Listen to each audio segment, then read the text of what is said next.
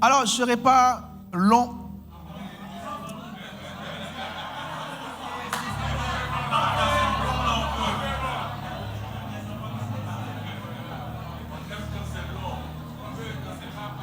Mais je veux vraiment rendre grâce au Seigneur de ce que... Il y a des gens qui me lognent.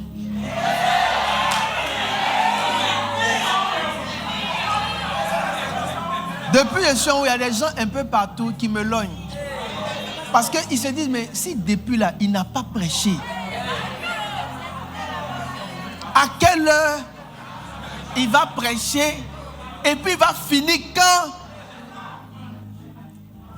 Ne laisse pas Satan parler à ton cœur. Faut pas me logner, hein? Faut pas me logner, c'est pas... Arrête. Faut arrêter, ça va pas faire quelque chose. Ouais, c'est un autre... Ça ne même pas Béret, ça c'est un autre niveau plus élevé que Béret. Alors mes amis, je vais partager avec vous deux petites choses. Je crois que spirituellement, vous êtes en train de grandir. Et je crois même que vous êtes devenu très très grand maintenant. Ah, vous ne croyez pas en ça ou bien quoi? Non. Est-ce que vous savez que vous êtes tous en train de vieillir sérieusement? Mais regardez les photos avant qu'on disait les jeunes. Bon, vous êtes en train de vieillir, vrai. Quand on regarde les photos là, le visage des gens, ça a pris de l'âge. Même si quelqu'un se met qui vous regarde, il voit plus, il y a plus de jeunes parmi nous. Oui, viens voir, regarde les visages. Viens voir, regarde. Ils ont tous vieux, tout le monde est vieux maintenant. Tu vois, non? Oui. Il est venu prendre un peu de gloire. Assieds-toi. Il a toujours une opportunité de prendre un peu de gloire. Il faut t'asseoir. Alors, quand si tu es fatigué, tu enregistres un peu puis tu laisses couler. Comme tu as déjà fait 5 cultes. J'ai compassion. Mais quand tu vas sentir, tu rentres dans le bain. Notre travail n'est pas facile. Même prêcher, où je suis arrêté là, c'est la partie où on appelle je t'offre mon sacrifice. Où je m'offre en sacrifice. Voilà, ça c'est la partie où...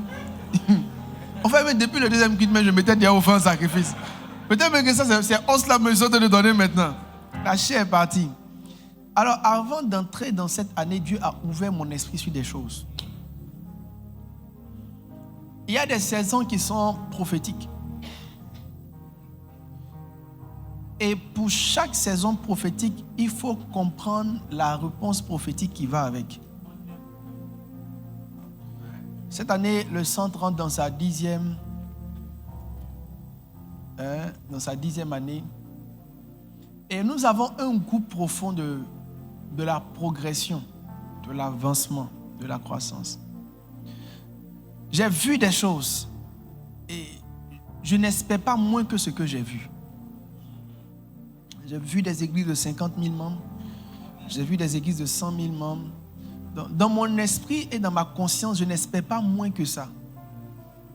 Ma prière, c'est que le Seigneur nous conduise jusqu'à là-bas. Ma prière, c'est que le Seigneur nous envoie jusqu'à là-bas. Quand vous êtes dans une église, votre rêve doit être le rêve que Dieu a donné à toute l'église. Et dit, au point où nous sommes arrivés, marchons tous d'un même pas. Au point où nous sommes arrivés, notre désir doit être commun. Parce que pour comprendre l'instruction, il faut qu'on ait le même désir. C'est le désir qui te fait comprendre pourquoi on te fait faire ce que tu es en train de faire. Le prix qu'on le paye à juste titre. Il y a sa raison. Donnez-moi le texte, les gens de la com. Il dit, au point où nous sommes arrivés, il faut qu'on marche tous. JP, il y a un bruit dans les trucs. Ça siffle dans les enceintes là, comme un buzz. Alors, au point où nous sommes arrivés, il dit, seulement au point où nous sommes parvenus, marchons des mêmes pas. Au point où nous sommes parvenus, marchons des mêmes pas. Marcher des mêmes pas, c'est être d'accord sur la même chose. Être d'accord sur le fait que nous croyons que cette église sera une très grande église. Nous croyons qu'elle va compter parmi les plus grandes dans le monde. Bon, ce n'est pas la grandeur pour la grandeur. C'est parce que la grandeur serait le signe que ce qu'on nous a demandé de faire, on l'aura fait. Et vous voyez, il n'y a personne qui obtient ce qu'il n'a pas confessé pendant longtemps. On doit confesser et reconfesser et confesser encore que le Saint est et sera une très grande communauté. Qui croit en ça? Et même quand on en parle, ça doit te donner une joie comme si c'était déjà arrivé. Qui est déjà joyeux juste d'entendre ça? Je crois au rêve que Dieu met dans le cœur des hommes. Je crois que l'homme ne vit plus quand il n'a plus de rêve. Je crois que ce qui justifie nos efforts, notre organisation, c'est ces choses que le Seigneur a mis dans notre cœur. Et je déclare que par la grâce de Dieu, le sang va finir par arriver et même va dépasser de très loin ce qu'on avait vu venir. Un jour viendra, on sera assis dans une salle et des hommes à perte de vue. Un jour viendra, quand les statisticiens vont donner leur point, ça va commencer à compter à partir de 100 000, 150 000, 200 000. Un jour viendra, quand on parlera de parking, ça sera des hectares. Un jour viendra, à chaque carrefour, il y aura une église sainte chrétienne de réveil. Un jour viendra, dans chaque commune, dans chaque ville, il y aura une cathédrale sainte chrétienne de réveil. Un jour viendra, quelque part en Chine, il y aura un grand bâtiment, centre chrétien de réveil, conduit par un pasteur d'origine chinoise. Un jour viendra, en plein milieu de New York, il y aura un grand bâtiment, centre chrétien de réveil. Un jour viendra, en pleine ville, en Afrique du Sud, il y aura un grand bâtiment, centre chrétien de réveil. Un jour viendra, dans un village de Russie, il y aura un bâtiment, centre chrétien de réveil. Un jour viendra, au Nigeria, il y aura une bâtisse de plusieurs dizaines de milliers de places. Un jour viendra, dans les pays hispanophones, l'église, le centre chrétien de réveil sera répandu de partout. Vous qui êtes ici, à qui Dieu a fait le don des langues, vous serez envoyés prêcher.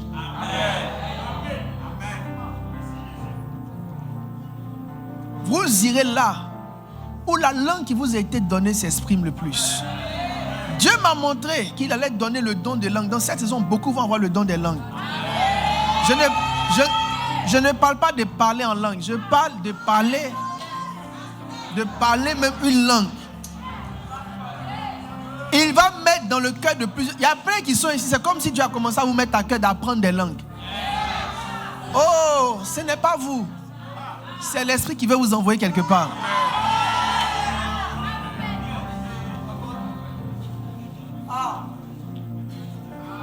Un jour viendra. Un jour va venir. Un jour va venir. Ou quelque part derrière Dubaï. Une grande cathédrale dans laquelle des Arabes seront en train d'adorer Jésus. Un jour viendra où les pays maghrébiens seront remplis et infestés. Remplis et infestés. Un jour va venir. Et ce jour-là n'est pas loin. Je prie qu'il en soit ainsi. Au nom de Jésus. Amen. Bénis Dieu pour cela. Alors, assieds-toi tout doucement. Dieu m'a mis à cœur ces profondes convictions. Mais vous voyez, on veut bénir le Seigneur pour la vie du pasteur Bosson. Il est le pasteur. Il est le pasteur de notre église au Bénin à Cotonou.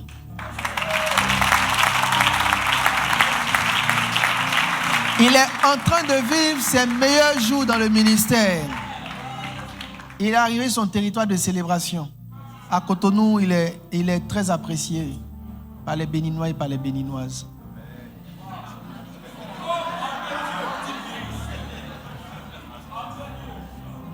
À l'un de ces derniers, ils étaient près de 100 dans la salle.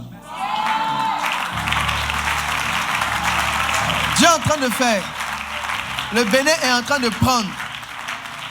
Dieu est en train de lui donner des hommes, des femmes, des gens qui viennent travailler avec lui, qui viennent l'aider. Et c'est vraiment formidable. Je te dis, quand tu prêches d'un pays étranger, c'est vraiment déconcertant. De toute façon, vous traitez les étrangers ici, là. Quand vous partez d'un autre pays, là, c'est comme ça vous êtes aussi. Ça dit que quand vous regardez, vous voyez comme, ah, passez étranger, là. C'est une grande grâce de réussir dans un pays étranger. Que Dieu te fasse monter encore plus. Alors, allons-y, là où l'Esprit veut nous envoyer. Dieu m'a mis à cœur lorsque l'année était en train de finir. Il m'a expliqué une chose qui m'explique la plupart du temps quand nous sommes à l'embouchure ou à l'amorce d'une certaine saison. Il m'a dit que 2025, ce n'est pas l'année de stratégie, mais c'est l'année de la qualité du cœur. Ce ne sont pas des stratégies qui vont nous envoyer là où j'ai dit tout ce que j'ai dit. Parce que de là où nous sommes, pour arriver à là où tout ce que j'ai dit tout ce que j'ai dit se trouve, mes amis, ce n'est pas des stratégies. On va faire comment pour avoir église en Chine avec pasteur chinois? Toi, quand tu réfléchis,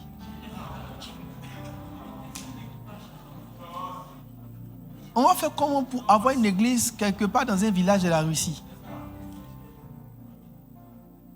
De là où nous sommes, à là où tout ce que j'ai dit se trouve, il y a un seul mot, la grâce. Vous savez, aujourd'hui, quand vous voyez l'église catholique a bénéficié de la grâce de Dieu. Je ne sais pas qui est à la base de cette église, mais si on lui dit que dans mon village, il allait avoir une église et que les gens allaient chanter la bombe baoulée, et puis ils n'allaient pas croire. La grâce, ça dit toi-même tu es mort, mais la chose même là, ça s'en va seulement. C'est comme les AD. Ça, les gars, ceux qui ont initié, c'est un groupe de personnes. Ils ne sont plus, mais le mouvement s'en va, ça s'en va. Wesley est mort depuis 1700, bien 1000 combien? On est en 2025, méthodiste s'en va. Ça s'en va seulement. Ce n'est pas ceux qui sont là qui font le méthodiste, c'est une promesse que Dieu a faite à celui qui a initié. Et c'est cette promesse qui continue. Donc même quand les gens zaillent, ça ne peut pas tuer l'église parce que ce n'est pas eux que Dieu a regardé pour faire la promesse. C'est ce que vous ne comprenez pas. Vous êtes là, non, les gens là, mais les gens là, avant celui qui était là, était authentique. Il était pur. Il a livré tout son cœur à Dieu. Et Dieu a pris cela et il a fait une promesse. Donc tout ce que Dieu peut faire, c'est de changer les gens. Mais personne ne peut tuer ce genre de mouvement. Parce que l'alliance est profonde. Alors d'où ces gars étaient, et ce que vous voyez de ce que leurs églises sont venues, on appelle ça la grâce. Mes amis, il n'y a pas deux choses qui activent la grâce. La seule chose qui active la grâce et qui te fait avoir des résultats que même dans tes pensées et tes rêves les plus fous, tu n'y as pas pensé. La seule chose qui active la grâce, c'est l'humilité. L'humilité. Et cette année, vous devez apprendre l'humilité. Tout le monde ici doit devenir humble. De gré ou de force. Tu vas devenir humble. Regarde quelqu'un, dis-lui, toi, tu vas devenir humble.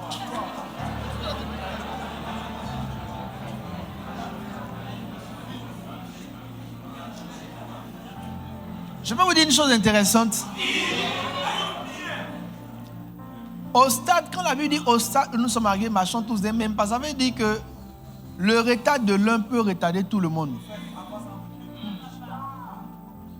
Donc, si on n'a pas tous le même état d'esprit, il est probable et possible que malgré nos efforts, le cœur d'un parmi nous retarde les promesses de l'Éternel. Quand Israël est parti se battre, l'erreur de 1 a fait perdre toute l'armée à la bataille de Haï. Donc vous devez comprendre qu'il est important pour chacun d'entre nous de développer dans cette saison le type de cœur que Jésus aime.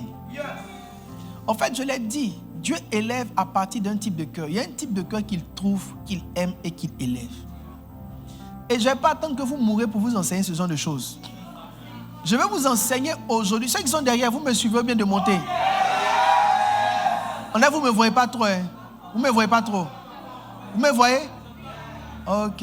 Si vous ne me voyez pas, je vais changer ma position. Il est important que chacun de nous comprenne l'importance et la valeur de l'humilité. Humilité. Tu dois prendre un stylo et écrire sur ton propre front humilité.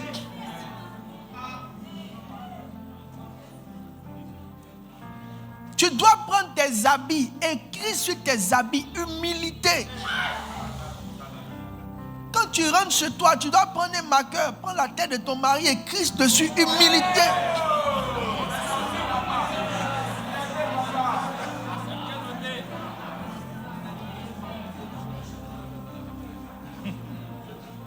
Tout ce que tu trouves, tu écris dessus humilité, humilité. Mettez humilité en grand derrière. Parce que cette vertu-là doit être injectée en vous. Vous devez devenir comme de la purée de patates.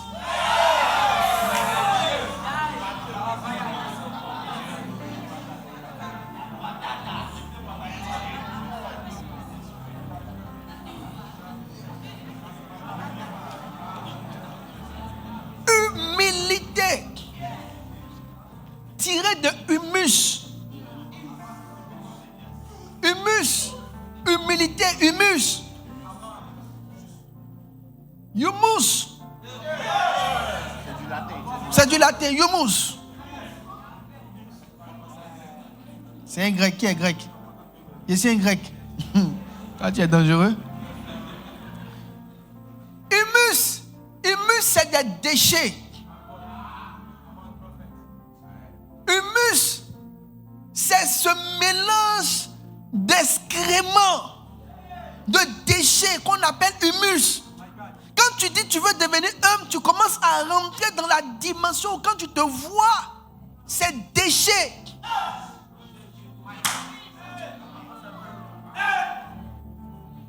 Il n'y a jamais une poubelle qui a dit pourquoi vous jetez des ordures sur moi. Beaucoup de personnes sont même pas à l'aise avec l'humilité. Parce qu'ils voient l'humilité comme une forme de rabaissement. Mais l'humilité, c'est la puissance de Dieu. Tu as besoin d'être humble. Ce livre de Bishop Dag, ceux qui sont orgueilleux, est l'un de mes livres préférés. C'est l'une de mes grandes écoles d'humilité. Je le lis par cycle.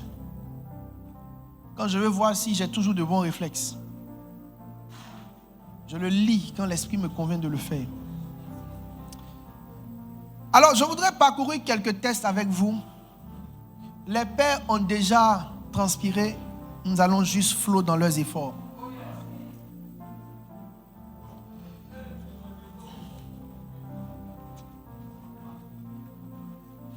Jacques 4, verset 10. Y a-t-il quelqu'un ici qui est amoureux de l'humilité?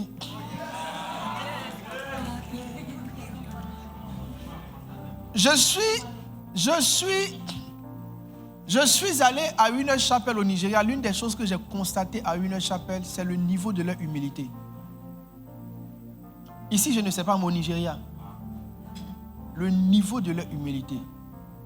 Le frère de Bishop Oyedepo, même père, même mère, quand je le voyais, je ne l'ai pas vraiment reconnu parce qu'il était en train de soulever des bagages, mettre dans une voiture. Et c'est comme si ça fait partie de leur standard. Lorsque je suis arrivé, c'est comme si dans leur standard là-bas, dans leur, comment on appelle, dans leur manière de faire, c'est comme si les gens qui sont élevés, c'est ce qu'on ne leur impose pas ça, mais c'est comme si c'est ce qu'on leur a montré de faire. Et c'est lui qui va m'expliquer que pendant de longues années, Bishop David Oyedepo, alors qu'il était le Bishop Oyedepo qu'on connaît, quand il a les camps, quand il a du temps libre, il s'en va aider, il prend les bagages des gens pour les faire, pour les mettre dans les chambres. Lorsque j'arrivais au Nigeria, il était peut-être 2h ou 4h du matin. La dame qui soulevait les bagages, c'est la femme du président national de Winner Chapelle de Côte d'Ivoire. C'est elle qui prenait les bagages des gens. Une maman de plus de 50 ans qui prenait les bagages. Si tu vois la dame, elle prend les bagages. Elle s'en va, elle dépose. En tant que femme de président national, c'est comme... Quand on dit président, ce n'est pas nous nos affaires de président national. Et le président national, là, c'est niveau de président national. C'est une grande dénomination, ce n'est pas de la plaisanterie. Quand vous voyez son mari là, moi je connais son mari. Son mari, mais quand tu le vois, il est institutionnel.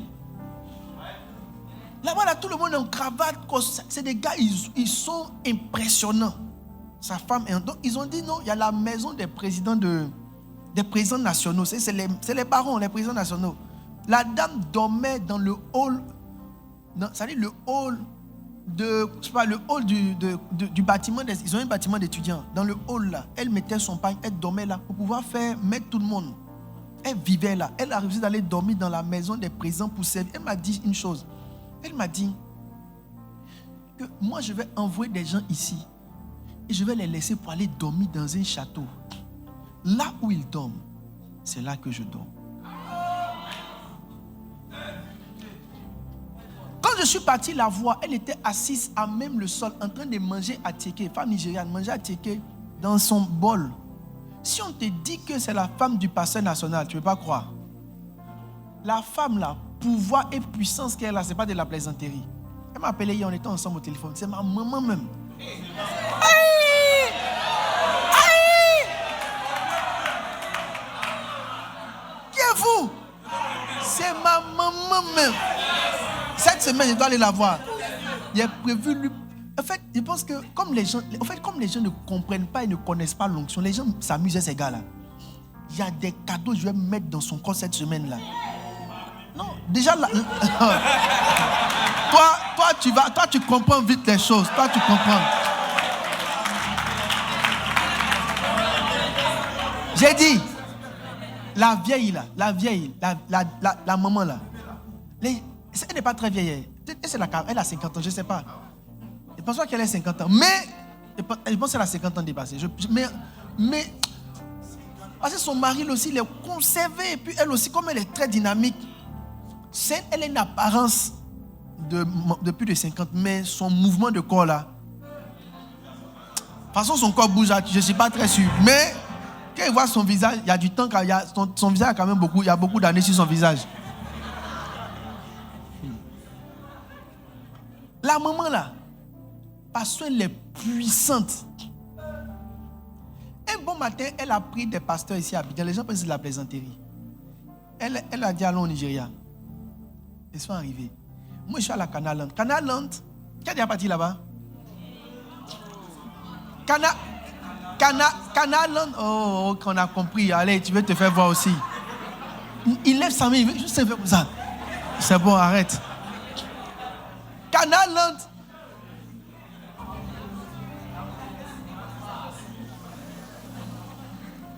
À Canaland, c'est une ville, c'est comme tout Cocody. C'est comme tout Cocody. Oui, il y a un taxi dedans, si tu marches, tu vas mourir. Il y a taxi, on prend taxi, tu payes taxi pour aller quelque part. Et nous, on a juste vu qu'un bout de Canaland. Et fait, dis donc, tu n'es pas à Canaland? Non, tu as demandé, gars. Non, ce que YouTube a montré, ça, c'est un vieux truc. Donc, dans Canaland, c'est une ville, c'est l'église. Mais l'église est une ville. Dans la ville, il y a plein de clôtures. Donc, il y a la clôture des universités. Donc, quand tu rentres par de grands portails, tu es dans le site. Université, là, c'est... Leur université, je pense, c'est pas plus grand que Houphouët-Boigny. C'est plus grand, non? C'est beaucoup plus grand que l'université Félix Houphouët-Boigny. Ils ont leur collège. Et puis dans tout ça, il y a une cité. Mais lui, c'est une cité comme une ville. C'est une cité de plusieurs châteaux. Et c'est là-bas que le pasteur, le bishop Oyedepo est. C'est des châteaux même. Ce n'est pas vos trucs. C'est des châteaux anglais. Et c'est beaucoup. Donc il a construit des châteaux pour tous ses pères spirituels. Il a construit des châteaux pour chacun de ses enfants biologiques. Donc eux, leur famille, ils ont une cité. C'est leur vie là-bas. Pour aller là-bas, c'est comme sa maison. Vous voyez la maison d'Oufou à Yamsokro? Je pense que sa cité est un peu comme ça. Où lui il vit là, c'est comme ça. Donc pour aller là-bas, il y a une route. Donc façon c'est construit là. Pour prendre même la route qui va au portail là, tu n'as pas cœur. Parce que la route est tellement propre. C'est des pavés propres. Les arbres sont en ligne. Ça dit c'est tellement propre que même quand personne ne marche, tu sais que personne ne doit marcher. Ça dit, peut-être que c'est sur peut-être 1 km de 500 mètres, c'est propre. Donc quand tu vois, on va comme ça, mais tu vois sa route. Quand tu vois là, tu sais que de toute façon, il n'y a personne là. Ça veut dire que faut pas aller là-bas. Il a à l'intérieur, il y a son truc. Hélicoptère, c'est quoi? Comment on appelle ça? Héliport, c'est dedans là-bas. Donc quand vous voyez le coin là, vous devez comprendre que c'est un gars qui est recherché partout. Les Américains, tout le monde veut le voir. Donc il n'y a pas quelqu'un qui peut s'amuser, prendre les 1 km là, traverser, aller rentrer dans la cité et puis aller à la maison du bishop. Il n'y a pas quelqu'un qui, yeux clairs, peut faire ça. La maman là, elle a pris quelques pasteurs. Les gens prenaient pas la maman au sérieux. Elle a pris quelques pasteurs ici à Abidjan. Elle a dit allons, je vais vous montrer quelque chose. Elle est partie avec eux. J'ai dit, la maman là est rentrée dans la cité. Ils ont ouvert les portes. Elle est partie à la maison de Bishop Oyedepo. Le vieux est descendu. Sans rendez-vous. Je vous dis, la maman là, c'est ma maman.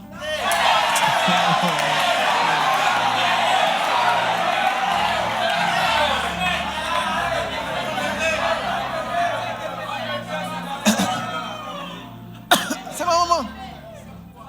Mais vous voyez, si vous la voyez, vous allez la dépasser. Elle ne ressemble pas au pouvoir qu'elle a. Quand quelqu'un commence à devenir humble, quand on te le présente, tu n'es pas sûr que c'est lui que tu avais vu. Ou tu n'es pas sûr que c'est de lui dont on te parle. Parce qu'il ne ressemble pas. Dans leur système, en tout cas, ils ont reçu une école et une culture et une instruction d'humilité. Donc son petit frère direct, je ne l'ai pas reconnu. Lui, il soulevait les bagages, il rangeait les choses, il mettait les trucs. Il était en train de... Et je ne savais pas. Donc la maman s'était assise par terre. Donc c'est une amie, c'est elle qui m'appelait, m'a dit, viens, trouve-moi. Donc je suis venu. Quand elle l'a trouvé, on était assis, elle dit à cette heure-là, attends-moi, je vais te montrer quelque chose. Et on était assis là. Quand le papa est venu,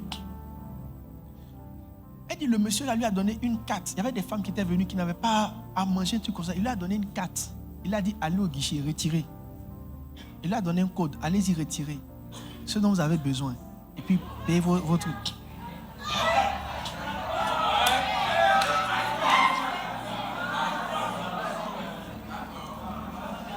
Quand je revenais, où est Avenir? Avenir est là, il m'a accompagné. Quand on revenait, il poussait les valises d'une dame à l'aéroport. Le petit frère direct, des gens qui n'ont... Il était à l'aéroport, il poussait. Nous, quand on est venu là, les gens ont bloqué. Quand lui il est arrivé là, les gens ont ouvert. Mais lui poussait les valises. Il n'y a pas de protocole, rien. Eux, ils ont attrapé leurs valises, s'en vont. C'est pourquoi la gloire de Dieu qui transporte est très élevée. Très élevée. Si vous fréquentez Bishop Oyedepo, il est d'une humilité terrible. Il n'y a jamais quelqu'un qui est grand qui n'est pas humble. Il n'y a jamais quelqu'un qui est petit qui est humble.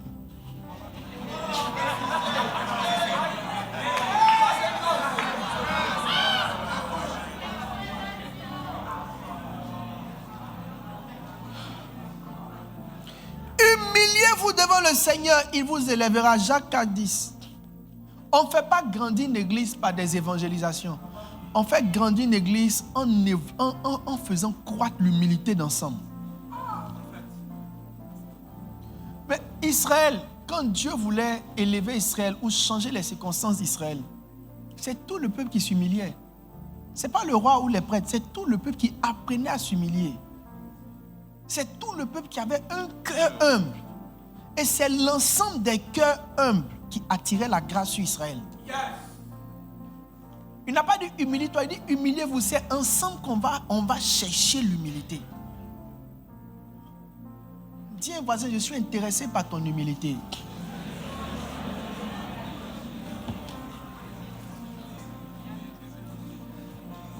Cette raison pour laquelle tu dois être humble.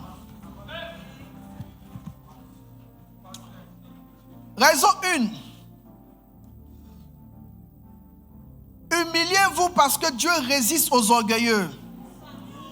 Jacques 4, 6. Il résiste aux orgueilleux. Si vous servez dans l'église, vous allez voir que Dieu résiste souvent aux orgueilleux. Il y a des batailles, des combats, des problèmes que tu as, ça ne vient pas des démons. C'est Dieu lui-même qui est en train d'empêcher que ce soit comme tu veux. Si dans ce que tu es en train de faire, il y a une certaine forme d'orgueil, tu vas sentir aussi une certaine forme de résistance. Si quelqu'un prépare, ou prenons un exemple, un département quelconque, si par exemple la com ou bien les chantes préparent un programme, l'un de nos programmes, et que les chantes se disent que où on s'en va là, on va gâter aujourd'hui. Vous serez étonné quand on va arriver là, on dit le micro passe pas. Tout va siffler. Le programme à la gloire, Dieu va attaquer le programme qui est à sa gloire à cause de toi. Ce jour-là, la pluie qui va venir, ta chanson que tu avais prévu chanter là, les gens seront trop occupés à gérer la pluie que de t'écouter. Pourquoi vous devez vous humilier? Humiliez-vous parce que Dieu fait grâce aux hommes. La grâce rend les choses faciles. La grâce rend l'avancement simple. Pourquoi vous devez vous humilier? Humiliez-vous parce qu'à travers de cela, vous serez élevé à un niveau supérieur. Il dit, humiliez-vous devant le Seigneur, il vous élèvera. Je l'ai dit pendant que je prêchais, personne n'est grand par ses efforts. On est grand par la grâce. C'est la grâce qui fait qu'on met un nom sur ton visage. Yes. Il y a des gens qui prêchent très bien sur Facebook. Même leurs vidéos ne peuvent même pas avoir 100 j'aime. Ce n'est pas une question de bien prêcher. C'est Dieu qui décide qu'on te voit et qu'on puisse aimer ce que tu es en train de faire. Tu n'as rien d'extraordinaire, mais la foule vient. Pas de panneau, c'est comme Pasteur Chris Ndikoumana. Pas de panneau, rien. Car Jésus, il est bon, il est sauve. J'ai dit, frère, c'est à cause de tout ça, les gens sont venus dormir ici là. Nous, on a expliqué le mystère du tombeau fermé.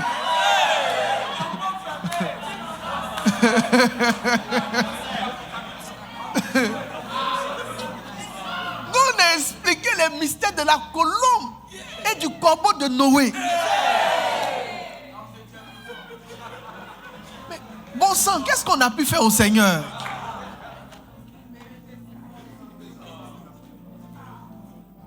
Non, mes amis, si vous observez la vie, vous allez voir ce qu'on appelle la grâce.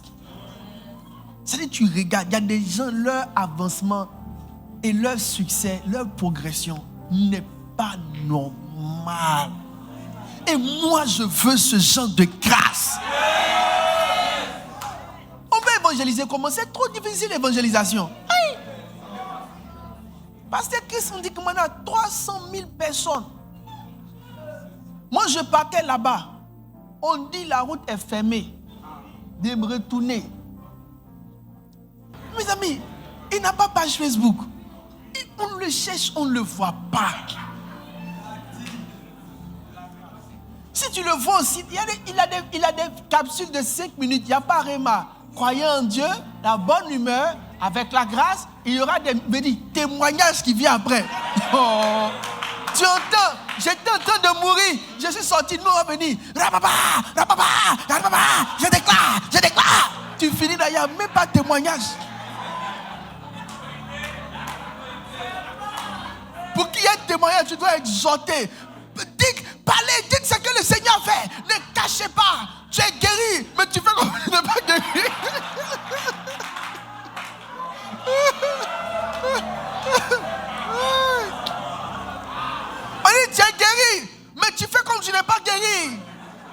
témoignage que tu ne rends pas va se transformer en maladie. Maintenant, ceux qui ne sont pas malades, les vont dire, à tes parti dit quelque chose quand même. Mais amis, c'est comme ça nous on a fait pour avoir quelques témoignages.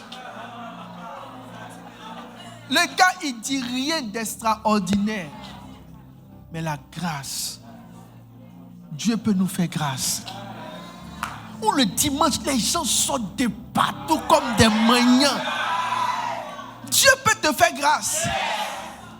Dieu peut te faire grâce.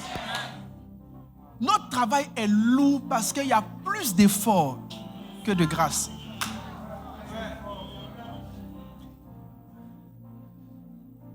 Quand vous voyez 1 million de fidèles de Yonggi Show là, je vous dis, je mets ma main à couper. Je ne crois pas dans mon cœur que tout ça là, c'est organisation. Tu ne peux pas parler à 1 million de personnes et puis eux tous, ils s'élèvent. Quand on dit tout, nous tous mélangeons, on fait 800 000.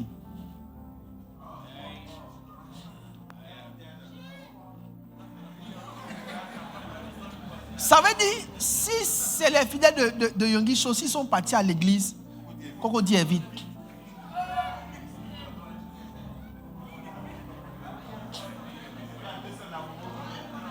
on prend 200 sur Abobo bien Yopougo. Non mais on prend combien? On prend 200 000. On prend 50 000 encore à Abobo. 50 000 à Yopougon. Yeah! Et puis lui là, les cultes là, quand un groupe sort, de toute façon l'autre groupe rentre. Quand un groupe sort, quand on dit les portes sont, les gens marchent comme ça. Et ici là, les gens sont boire bissap, pardon ma femme, les gens sont boire bissap d'abord. Les gens pour rentrer, il ne coupe pas bien, mais celui qui s'est amusé.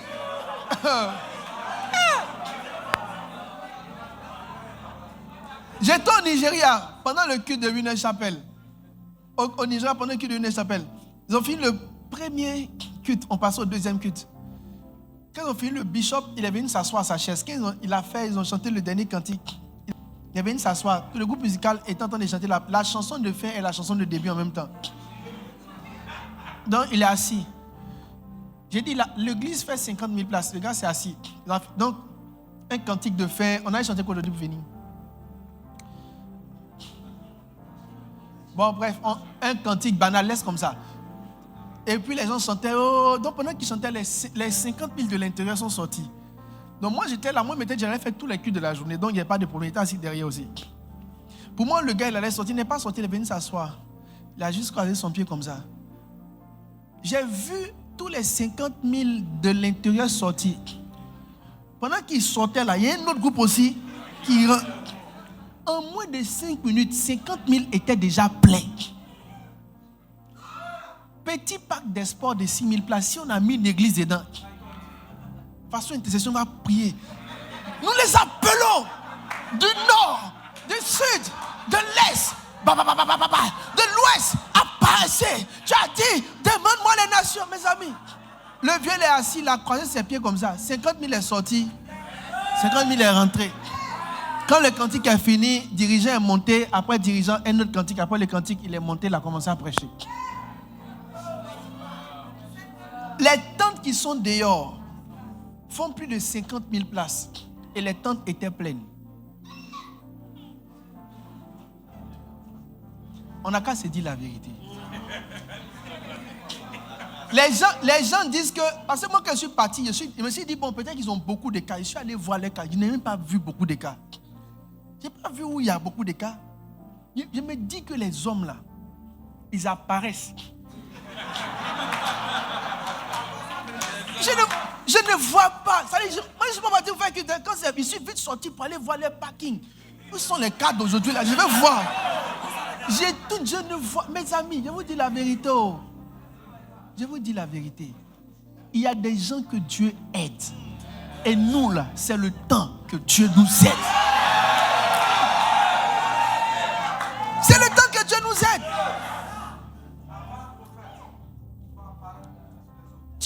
Tu vas faire quel effort? 50 000. 4 cultes de 50 dedans, 50. De midi, tu arrives chez toi à 15h. Si tu pars systématiquement, sinon si tu as causé un peu là, tu arrives à 16h. Mes amis, l'église est toujours remplie, malgré cela. Toi, tu t'es amusé. On allait te mettre sur la brousse en allant vers Amsokro à 2h. Le dimanche. C'est toi, ta femme et tes 4 enfants, vous allez faire votre truc.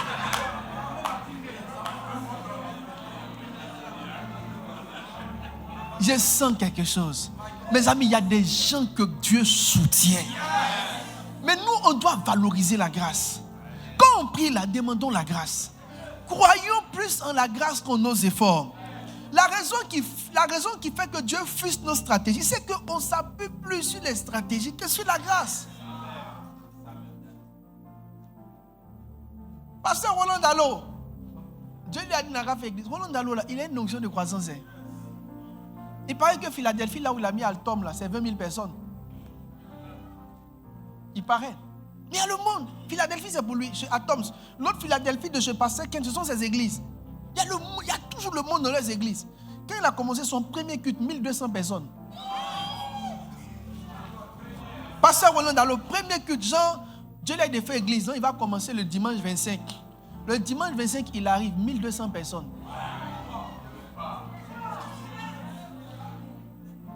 Le mois qui va suivre, bien quand il dit, il va faire séminaire, jusqu'au dernier jour de séminaire, juste en moins d'un an, au dernier jour de séminaire, il est près de 10 000 personnes. Les gens sortent d'où? Vous pensez que ça là, c'est une stratégie? Il y a un niveau de faire église où la grâce elle-même se lève et elle nous aide. Je prie et je prophétise que la grâce elle-même se lève et qu'elle nous aide. Qu'elle aide les patriarches à atteindre 1000 membres. Qu'elle fasse que les passages des tribus deviennent plus importants et impressionnants. Que la grâce se répande et que les ordres et les cellules se multiplient sans effort.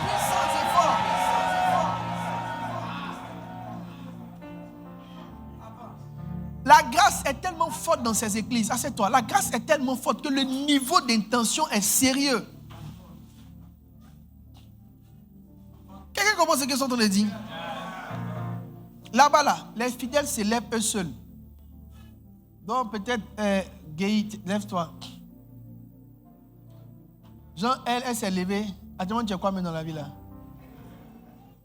Tu cherches le Seigneur. Docteur en biologie. Tu es docteur en hydrobiologie. Tu es docteur. Doctorante. Ma petite. Hein? Ma bonne petite. Elle est en train de dire ma bonne petite. Elle est doctorante. Tous ceux qui sont doctorants, ce sont mes bons petits.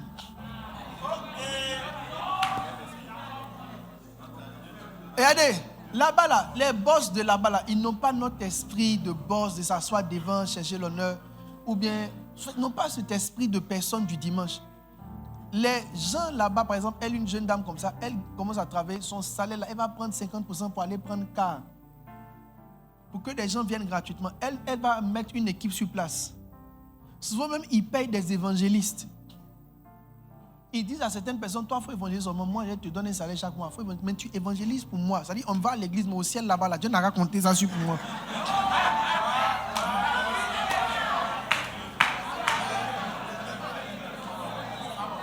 Je sais qu'ils font, ils ont leurs équipes. La personne n'a pas le temps, mais il forme une équipe, il met les cas, il met les moyens, il les soutient. Un, il gagne les âmes, mais lui, il dit à Dieu que ça, là, ça compte sur lui là-bas. Pour que quelqu'un se lève de lui-même, pour payer et faire toutes ces choses, c'est la grâce. Tu vas prêcher aux gens, faites ça, faites ça, faites ça. Ils vont entendre, ils ont fini, ils ne vont pas faire. Doctorant, merci.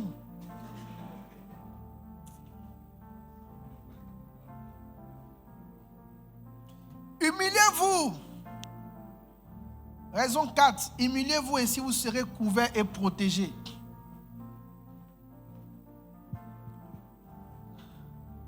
Il dit, revêtez-vous d'humilité. Tous ceux qui servent avec orgueil toutes les églises orgueilleuses et vantardes ne durent pas dans le temps. Non, c'est nous, non, c'est nous. C'est une question de temps. Un scandale va vous souffler. Fiou. Bishop Dag est parti prêcher dans une église. Il a dit, Seigneur, garde-les humbles. Garde-les humbles, garde-les humbles, garde-les humbles. Qui te servent avec humilité. Ils ont ouvert tous les yeux. Pour le regarder prier. Quand il a fini, on dit, donc toi, tu as vu l'orgueil ici. Et on dit, sort. Il faut sortir. On dit, sort. Quelques temps après, l'église a fermé. Le pasteur et tous ses assistants étaient mis en prison pour des circonstances même qu'ils ne maîtrisaient pas. Quand tu es humble, tu es protégé. Vous savez, le nombre de personnes qui complotent pour qu'on meure, ce n'est pas de la plaisanterie. Mais l'humilité est un vêtement spirituel. Il te garde des démons, il te garde des complots, il te garde des accusations. Ça dit que si vous voyez qu'on est là et puis on s'en sort là, c'est parce qu'il y a 2 ou 3 petites choses qui ont permis à Dieu de nous garder. Humiliez-vous parce que l'humilité est le signal prochain de votre destruction. L'orgueil d'un homme l'abaisse. Quand je vois quelqu'un qui agit de façon orgueilleuse, j'ai l'assurance que bientôt ce sera sa fin. Bientôt, ça sera sa fin. Je ris toujours des orgueilleux. Des gens qui se font désirer. Des gens qui se font chercher. Des gens qui se font supplier. Je ris parce que je vois ton emplacement sévère. Humiliez-vous aux yeux du Seigneur parce que l'orgueil est essentiellement satanique et démoniaque. Là où il y a orgueil, il y a démon et Satan. L'orgueil rappelle à Dieu Lucifer. C'est la raison pour laquelle il traite les orgueilleux avec rigueur. Humiliez-vous aux yeux du Seigneur parce que votre orgueil fera de vous une abomination aux yeux de Dieu. Alors, aujourd'hui, je veux nous encourager à être humbles, mais à être humbles comme des serviteurs. Il dit qu'il en soit parmi vous de même, qu'il en soit de même parmi vous, et que le plus grand parmi vous soit comme le plus petit, et celui qui gouverne comme celui qui sert. Celui qui gouverne comme celui qui sert. Alors, quand vous lisez la Bible, le Seigneur caractérise l'humilité parce qu'il appelle l'humilité du serviteur. Et l'humilité du serviteur a des signes. Et je voudrais vous les présenter. Et Dieu faisant grâce, nous allons prier pour l'humilité du serviteur. Premier signe de l'humilité du serviteur, quand tu es humble, tu as le cœur humble comme un serviteur. Humiliez-vous. Alors, qu'est-ce que signifie être humble comme un serviteur? Numéro 1, quand vous êtes humble comme un serviteur, vous êtes heureux et vous acceptez d'accomplir des tâches subalternes. Quand vous perdez cette humilité, vous refusez les tâches subalternes. Lorsqu'il fut rassasié, il dit à ses disciples, ramassez les morceaux qui restent afin que rien ne se perde. 1 Jean 6, 12. Et puis après, il dit, Élisée, fils de Shaphat, qui versait l'eau sur les mains d'Élie. 2 Rois 3, 11. Jean 6, 12. Jean 6, 12. Il leur dit ramasser. Dans un groupe, il y a quelqu'un qui ramasse. Et dans tous les groupes, personne n'aime la partie où on ramasse. Quand tu es humble comme un serviteur, c'est la partie où on ramasse. C'est cette partie-là que tu aimes, ou tu fais exprès pour être à cette partie-là. La Bible dit, Élisée, fils de Shaphat, dans 2 Rois 3, verset 11, il versait de l'eau sur les mains d'Élie. Ce sont des tâches de subalterne. Dans le groupe musical, une tâche de subalterne, c'est le cœur. Parce que le lead est plus en vue. L'humilité du serviteur fait un bon cœur pour que le lead chante bien.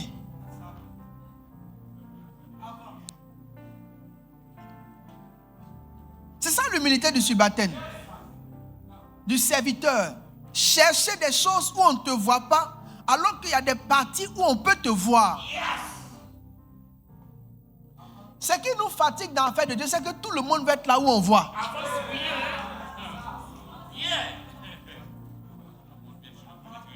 C'est ça le problème. Tout le monde veut être là où où il y a la lumière. Tout le monde veut être là où il y a la célébration. Tout le monde veut être là où il y a l'honneur. Vous savez pourquoi les gens ne croient pas en l'humilité? Parce qu'ils ne savent pas que c'est le réel chemin pour être grand.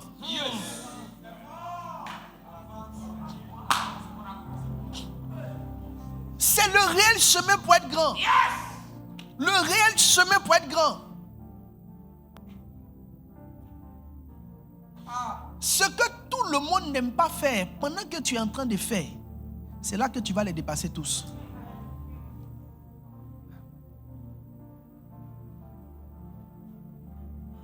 Il y a des choses, des départements dans l'église que les gens n'aiment pas. L'un des départements dans l'église que les gens n'aiment pas, c'est la loge. Parce qu'ils savent qu'à la loge, tu vas rentrer très tard.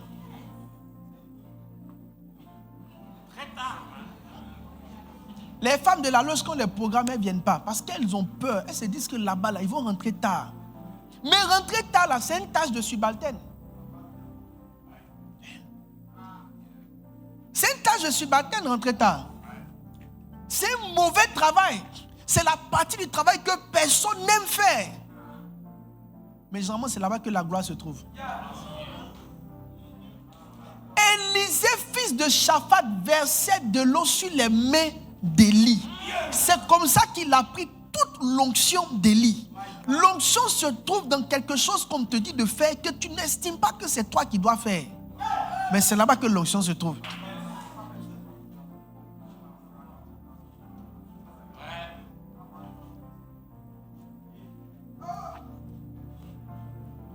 Une tâche de subalterne, c'est le type de tâche que les autres ont refusé de faire, que tu décides toi d'endosser. C'est une tâche de subalterne que de gérer les toilettes de l'église. Là, je ne sais pas dire. J'ai dit toujours à ma fille Dani, les grâces que tu as, Dani, les grâces que tu... Tiens-toi debout avec ta tête claire là. Tiens-toi debout. Quelqu'un l'a vu, un monsieur l'a vu et il lui a dit, ma fille, je t'apprécie. Un papa, il lui a dit, je t'apprécie, je vais t'aider.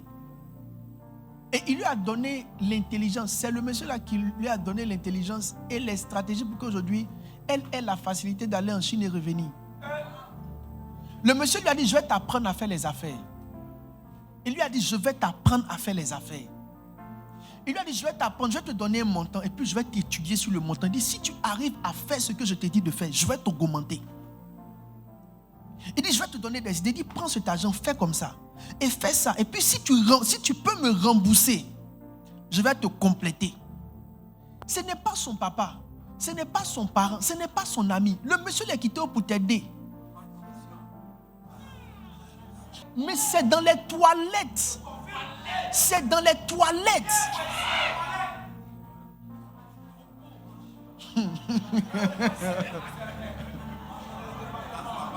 Regarde, si tu es assis dans l'église que tu es en train de ne rien faire, je vais te dire une chose. Il est probable que tu es en train de fermer une porte qui t'ouvrait des portes.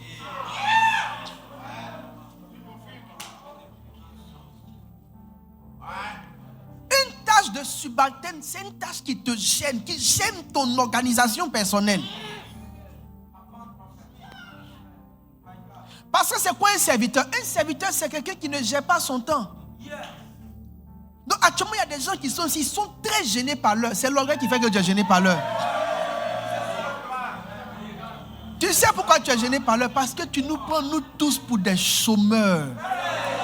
C'est-à-dire, tu vois tous ceux qui sont ici, là, dans un groupe de chômeurs, de célibataires bêtes qui dorment à l'église. Écoute, on a l'amour de Christ et la conscience du salut des âmes.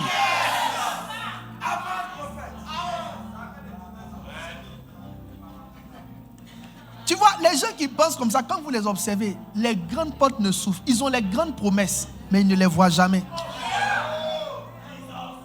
Quand Dieu te fait une grande promesse, il y a une petite tâche à côté qui va activer la promesse.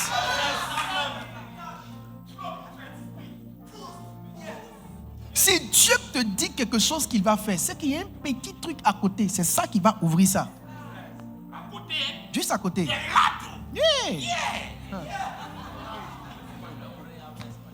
Ah, malaba laba sana laba ya. Le balo da laba laba. Le bahanda la ba la ba la ba.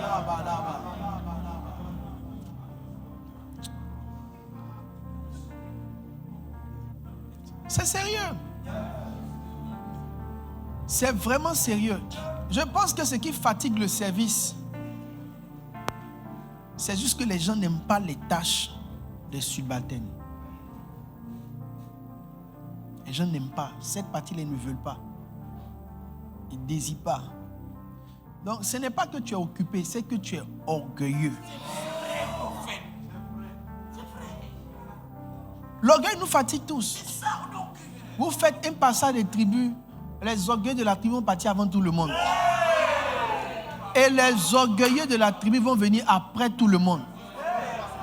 Ils pensent que les charges qu'ils ont à la maison, là, on n'a pas tous les mêmes charges aussi.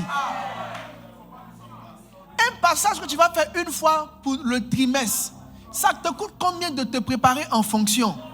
Non, mon mari, non, je dois aller préparer, mais c'est une fois pour 3 mois. Ça te coûte combien de le faire?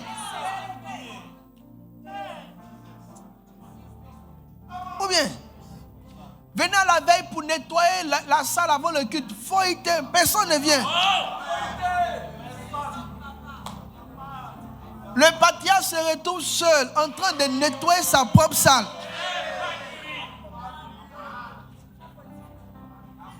C'est l'orgueil qui fait ça. Quand tu es humble, tu ne vas pas le premier. Parce que tu te dis, il peut avoir des choses dans lesquelles je peux aider. C'est l'orgueil qui te donne l'impression que c'est plus urgent pour toi d'aller à la maison. Mais l'humilité te fait te dire que quand je vois mes frères et mes soeurs, il y a tellement de choses à faire que je vais rester qui n'ont pas encore été déclarés au Burida. C'est votre orgueil. Vous voyez les prophètes là, les gens qui sont dans l'église, ils se font les prophètes à côté là. Ils font rien de bon. Ils attendent l'opportunité de leur propre révélation. Ils veulent se révéler à nous.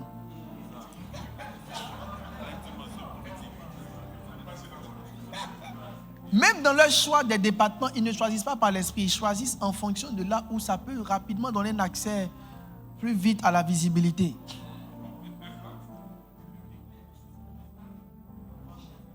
Il y a un gars qui était venu ici, il dit les prophètes. Donc je dis, bon, il faut faire un peu de protocole.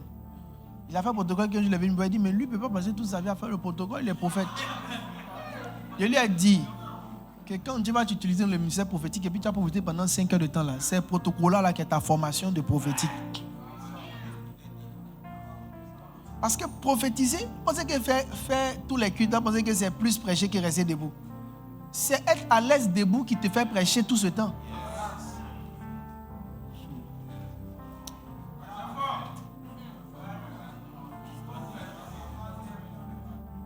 Quand vous êtes humble comme un serviteur,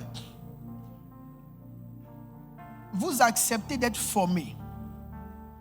Quand vous perdez cette humilité, vous refusez d'être formé. On va lancer bientôt l'école des bergers. Je peux continuer?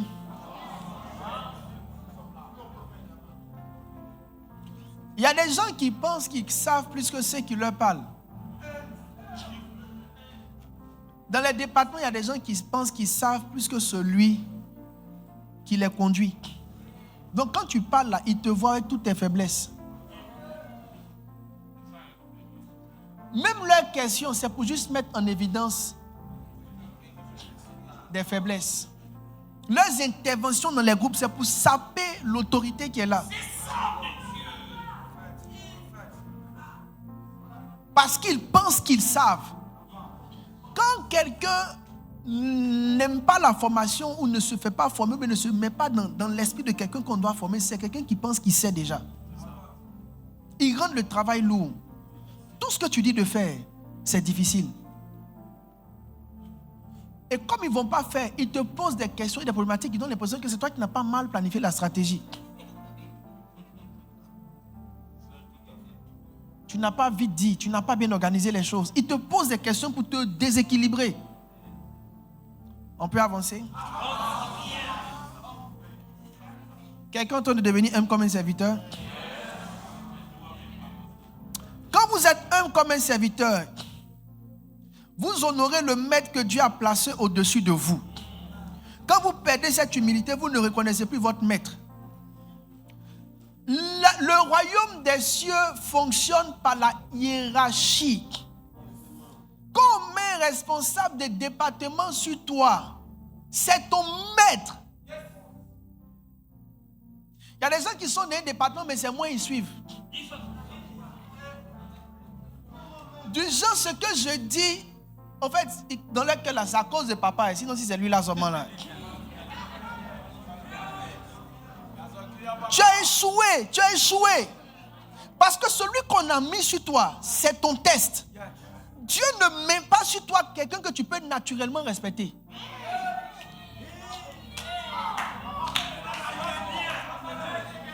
Parce que l'humilité n'a pas son sens quand celui qui est au-dessus de toi impose naturellement le respect. Donc, les codes du mariage, vous n'êtes pas humble. Bon, vous n'êtes pas orgueilleux, mais vous n'êtes pas humble aussi. Parce que c'est ma femme, c'est le pasteur international Stel Jati. La seule autorisée à me faire les billes, c'est elle qui est votre patronne. Donc tu veux pas, le respect est naturel. Maintenant, du jour au lendemain, je prends Eve Zebli, viens ici. Femme Claire, dépêche-toi. Il dit, bon, désormais, c'est Zebli qui est responsable des coachs. Elles sont où les coachs? Levez-vous. Les coachs. Voici votre responsable désormais. Tout ce qu'elle vous dit de faire, faites-le. Dans la vérité, je ne l'ai pas encore mis, mais quand je vois déjà votre cœur là. Asseyez-vous. Quand je vois votre cœur, je sais que ce ne sera pas facile. Tu sais, Dieu te bénisse. Pour apprécier ton humilité, Dieu te donne, il met sur toi quelqu'un qui n'a même pas ton niveau. Parce que le but là, ce n'est pas de mettre quelqu'un qui est plus que toi. C'est de mettre quelqu'un qui paraît être moins que toi, mais qui est au-dessus de toi par établissement de la grâce. Tu sais pourquoi? Parce que toi, tu n'honores pas ce que la grâce fait. Tu honores tes mérites. Tu honores tes diplômes. Tu honores ta connaissance. Tu honores ton argent. Mais tu n'honores pas la grâce. Tu ne reconnais pas que quand quelqu'un a été établi, c'est parce qu'il transporte une certaine forme de grâce que tu n'as pas. Le jour où Dieu va travailler ton humilité, il va mettre sur toi quelqu'un qui ne sera pas facile que tu respectes naturellement. Et tous les patriarches sont tombés dans ce piège. Les patriarches ne voulaient pas respecter Consti, qui est leur super patriarche. Ils l'ont fatigué, les débrouilles là, ils l'ont fatigué. Mais vous êtes tombés dans le piège de l'orgueil. Vous savez, Jésus a dit aux disciples, je serai pour vous une occasion de chute. Ça veut dire quoi? Ça veut dire, je vais faire quelque chose qui va vous faire quelque chose. Mais la chose que vous allez faire là, c'est ça qui va vous condamner.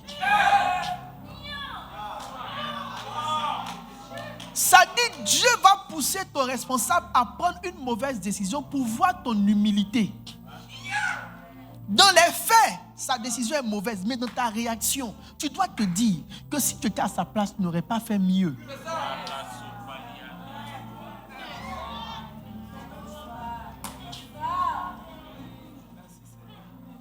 Vous qui êtes assis en train de critiquer vos responsables, elle n'est pas ceci, elle ne peut pas cela, toi tu peux cela. Toi tu es ceci, toi tu peux faire ça. Laisse qu'on te mette patriarche.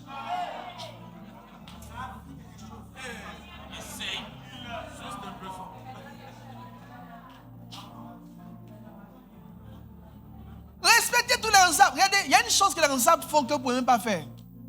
Ils viennent au culte tous les mercredis et tous les dimanches sans leur désir. Ils doivent pointer présent. Le jour où on t'établit, on va voir si tu peux jouer à ça. Les responsables font 4 cultes. Ils n'ont pas besoin qu'on leur demande ou pas. Une fois qu'on est responsable, tu es censé faire 4 cultes. Toi, on ne peut pas te mettre responsable parce que tu ne vas pas faire les 4 cultes. Ça sera une bataille pour toi de faire 4 cultes. Tu vas lutter, mais tu vas toujours venir vers la fin. Donc, quelqu'un qui peut venir faire 4 cultes le dimanche, être là tous les mercredis, on dit c'est ton responsable. Tu dis que non, toi tu es plus que lui. Tu es plus que lui par rapport à quoi?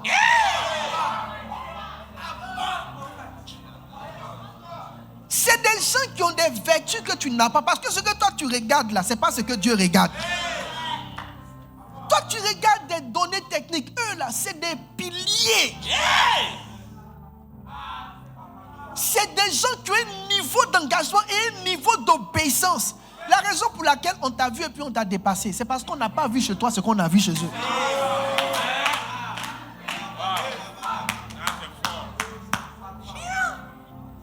Je vais vous dire une chose. Vous ne serez jamais rien dans cette église si vous n'apprenez pas à respecter ce qu'on a mis sur vous.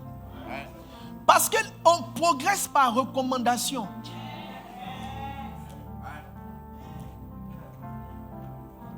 Il n'y a pas quelqu'un de qui on dira, ah, il n'écoute pas bien, fait à sa tête, et puis tu vas monter encore.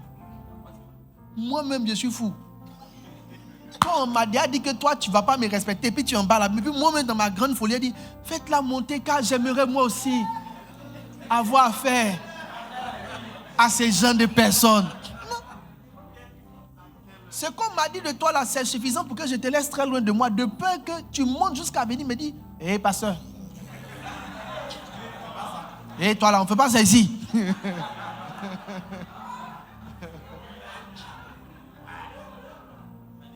Ouais, Eliane.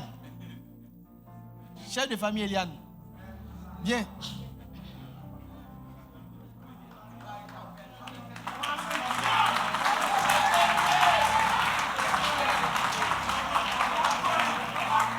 Celle-là.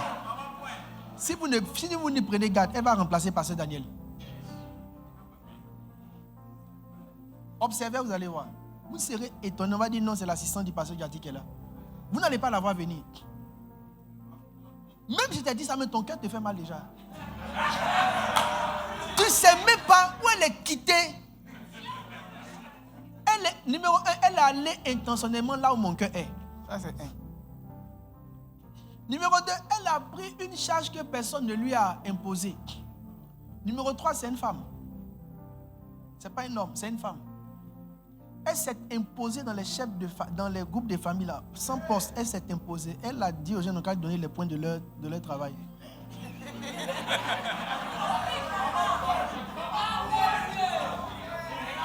C'est pas nous on l'envoyait, hein. C'est elle-même. Parce que Daniel n'a pas envoyé. Elle-même, elle est rentrée dans le système. Elle a commencé à prendre les points. Les reines et autres là voulaient la boycotter, elle s'en foutait. Elle dit, si vous voulez, fâchez-vous, mais donnez mes points d'abord. Ils écrivent dans le groupe WhatsApp, ta manière de faire n'est pas bonne, tu peux te décourager. C'est Reine qui racontait des bobards pour l'intimider. Elle dit, tout ça là, on va gérer ça après. Pour l'instant là, envoyez mes points.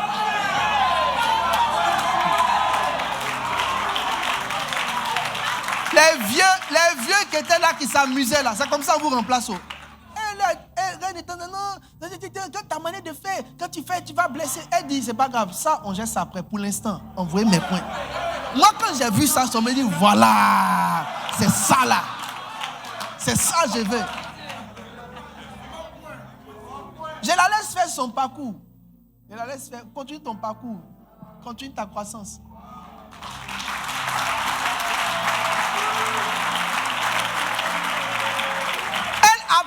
Elle a pris Yopougon. Elle remplit ses navettes. Elle a pris Ketia sous sa main. Elle a coaché Ketia. Les filles là sont les filles les plus en matière de zone. Elles sont en train de... c'est ce que dit faux. Ce sont les filles les plus puissantes en matière de zone. Demain, j'ai dit c'est ta responsable. Tu as dit, mais c'est qui? Toi, tu peux prendre point des chefs de famille. Elle écrit dans le groupe WhatsApp. Bonjour tout le monde. Personne ne répond. Elle dit, je sais que vous êtes connectés.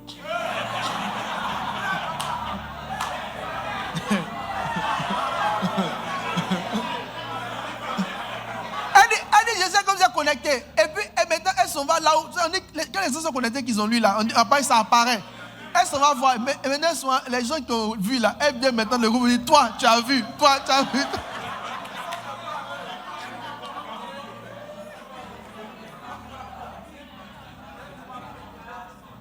Est-ce que toi, tu as ce cœur-là de tirer les gens comme ça? D'empoigner les gens, de les tirer. Toi, tu peux juste servir dans l'église, tu es performant, mais bon, tu ne vas pas te tuer pour les gens, quoi. Si les gens veulent qu'ils fassent...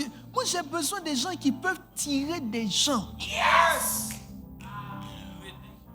C'est comme ça que l'église fonctionne.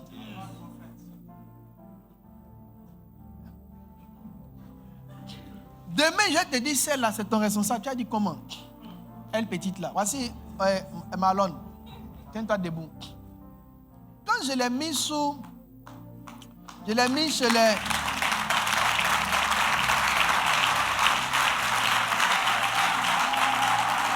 Merci pour vos acclamations. Quand je l'ai mis chez les... Comment on appelle? Chez les jeunes. Bon, on va lui affecter des coachs. Les coachs qui vont partir là-bas vont vouloir l'embêter. Aucun coach ne peut l'embêter. Vous ne savez pas de quoi vous parlez. Je lui ai donné des jeunes, 10 jeunes, mais 5 jeunes. Elle remplit toute la salle jusqu'en haut. Toi, tu comprends ce que ça veut dire? Si on vit tous les jeunes qu'on te donne, la salle là, tu vas plier bagage pour retourner à l'intérieur du pays. Vous regardez les gens jeunes, mais vous ne connaissez pas la puissance, le dépôt et la force qu'ils ont. Quelqu'un est parti à l'académie, demande si les professeurs ont le niveau. C'est lui qui a le niveau. On va mettre académie dans ta main.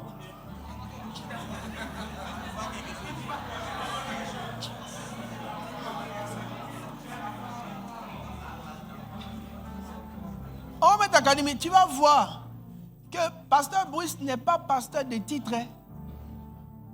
Il a souvent pris des décisions difficiles. Il a même chassé ses propres professeurs parce qu'il n'allait pas dans sa vision.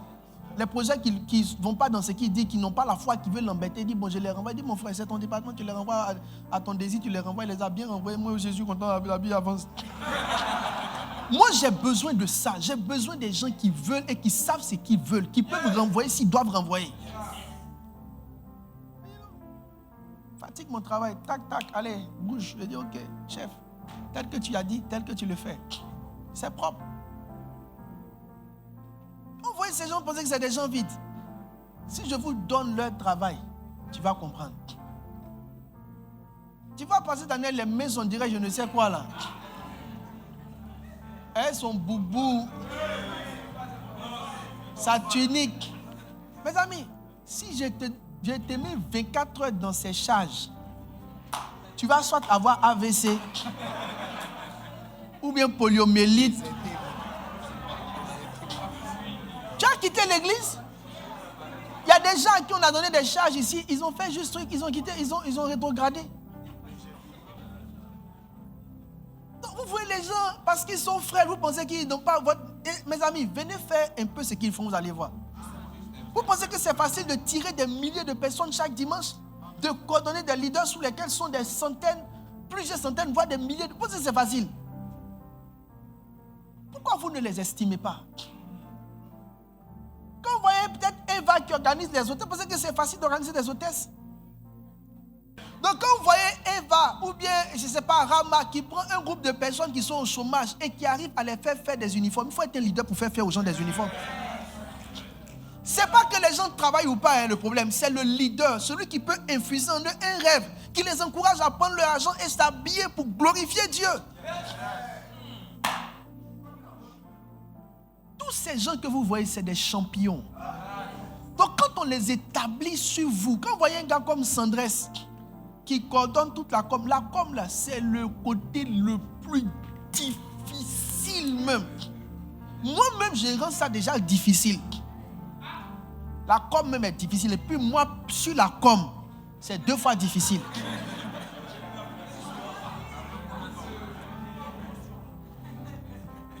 C'est vrai, je les chahute tout le temps, je les chauffe, mais leur travail est difficile. Pour faire un petit film, il te faut du temps. Et ils doivent produire en permanence, produire chaque semaine, produire en 3 jours, produire. Et de qualité, on leur demande de la qualité. Avant, quand je payais des gens pour faire les visuels de l'église, je pouvais payer le gars pendant 1 mois pour faire sortir un visuel. Et ils doivent faire sortir un visuel chaque jour. C'est pas facile. On te dit, non, voyez le responsable, dit, non, mais pourquoi? Mais est-ce que toi, tu peux aller à son rythme? Est-ce que tu comprends tous les aménagements qu'il a fait pour produire le minimum que tu vois que tu penses que ce n'est rien? Tu peux?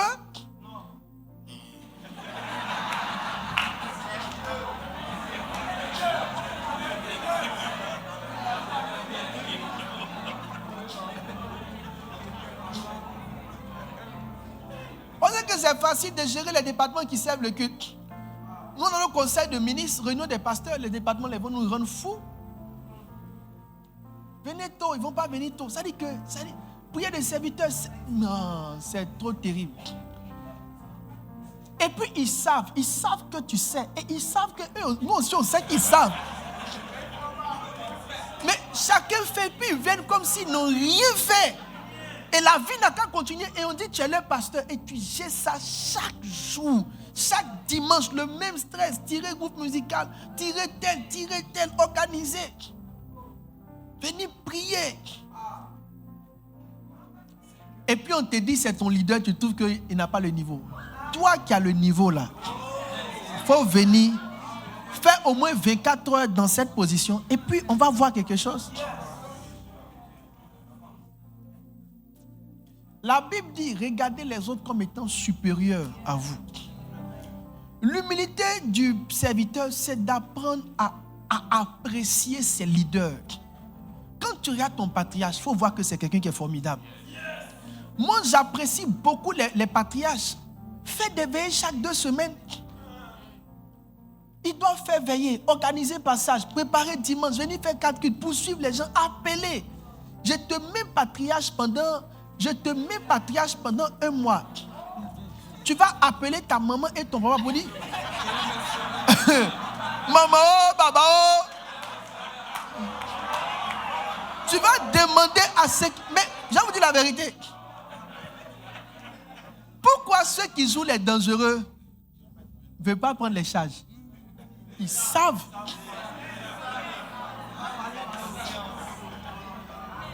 Ils savent. Il faut juste venir te mettre dedans seulement. Un peu. Tu vas voir. Tout ce qu'on fait est difficile. Ne rendez pas la tâche plus difficile par un esprit de mépris.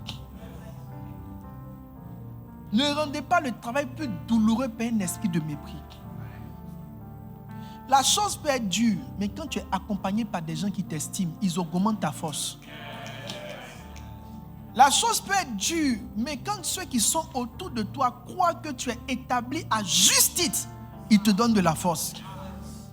Mais il n'y a rien de plus difficile que de conduire des gens qui te sapent, qui sapent ton moral, qui te méprisent et qui ont l'impression que tu n'es pas à la hauteur. Ne faites pas ça. Dieu ne se trompe jamais quand il choisit des hommes. Dieu ne se trompe jamais quand il choisit des hommes. Et même mieux, quand la personne fait beaucoup d'erreurs, c'était le meilleur parmi un ensemble de vogos.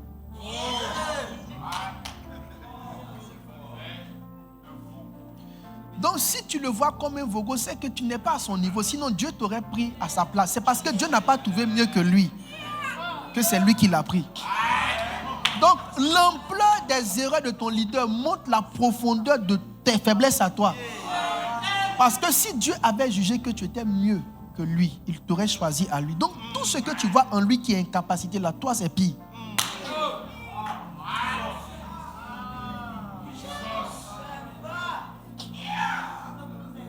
Parce que pourquoi Dieu pourrait-il voir quelqu'un qui peut mieux faire et puis le laisser pour quelqu'un qui ne fout rien de bon? C'est parce que celui qui ne fout rien de bon là, il est le meilleur parmi le groupe de tous les truands. À commencer par toi qui vois les erreurs. L'humilité du serviteur. Tous vos responsables sont là ce soir. Regardez-les, puis dites-leur je te respecte.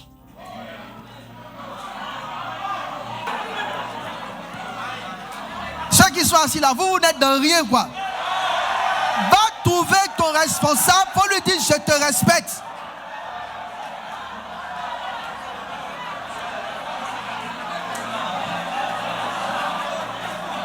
Faut lui dire je te respecte. Faut voir ton patriarche. La personne qui est dans ton département direct. Faut dire je te respecte.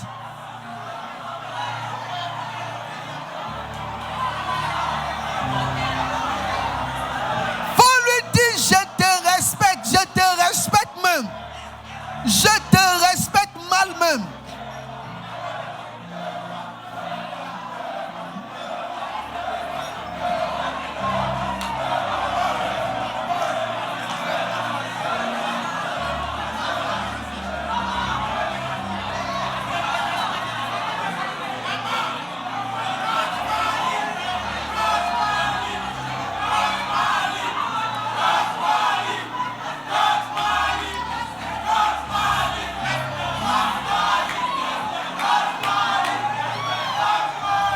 Merci.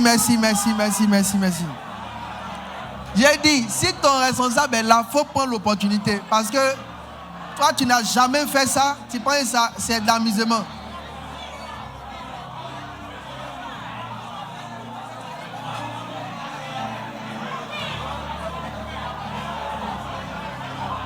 Vous respectez qui? Toi, tu respectes qui? Ah. Même ce moment-là, c'est difficile. Ce moment-là, c'est difficile même. Les gens sont remplis même. Ils vous font des petits.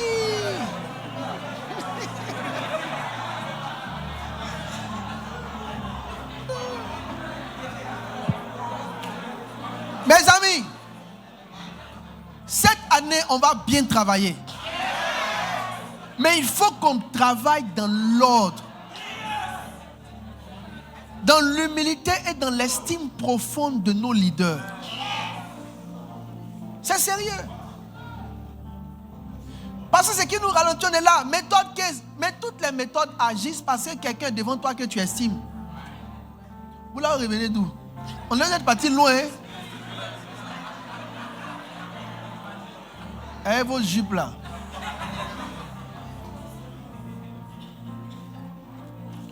C'est sérieux. Faites un effort. C'est une grande vertu que de donner de la force à ses leaders. C'est une grande humilité. Vous-même, vous devez travailler pour que votre leader soit élevé.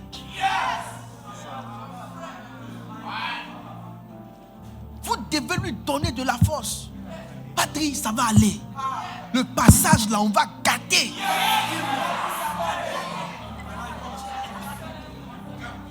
Vous devez galvaniser vos leaders, les motiver. David avait des gens qu'on appelait les vaillants hommes de David. Quand vous voyez les batailles de David, vous observez, vous voyez qu'au fait, c'est les gars là qui galvanisaient David. Il y a une guerre, même David n'arrive, ils ont mis David à la porte, ils sont allés se battre. Quand il restait une chose à faire pour gagner, maintenant David, il faut venir tuer le dernier, on va dire c'est toi qui as gagné. Là, comme si vous avez, trouve-moi le test. Moteur de recherche humain. Trouve-moi le test. Il faut prouver ce qu'elle dit tout pendant tous les 4 titres là. Depuis elle parlait, les gens veulent voir tes compétences bibliques. C'est sérieux, mes amis. Donnez le test. Ils ont. Et on dit esprit de parti. Lui là, il ne sait pas où il est parti. Pardon, il ne faut pas augmenter la honte ici. Il faut enlever, dit David. Quel Philippien.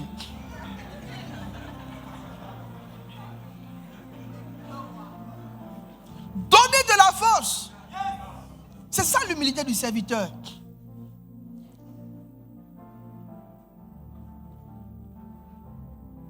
Tu donnes des idées, tu donnes des stratégies, tu investis. Tu investis même plus sur le patriarche. C'est ce qui va faire qu'un jour tu seras la tête.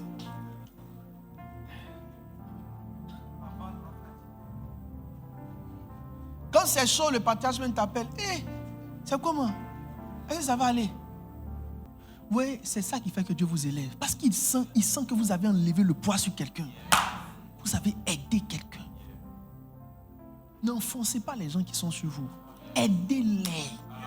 La tâche est très difficile. Il faut les aider.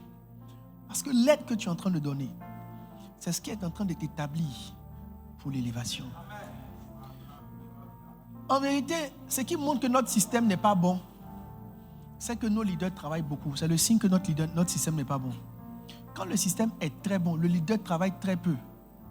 Et les serviteurs travaillent beaucoup plus. Mais s'il y a un passage, le patriarche a 90% de la charge. Même quand on répète, on sent que le responsable du groupe musical a 100% de la charge. Il va venir, tu n'as pas fait des harmonies, il va crier sur tout le monde. Or, en principe, il y a une qui est là, elle doit dresser les autres. Tu as fait des harmonies, le responsable va venir. Vont venir plutôt une qui est là, qui tire tout le monde. Ce n'est pas le responsable qui vient faire l'appel. Il y a un qui est là, qui se démarque, qui tire ses frères. En fait, le leadership se prend. C'est un peu comme ce que Eliane a fait.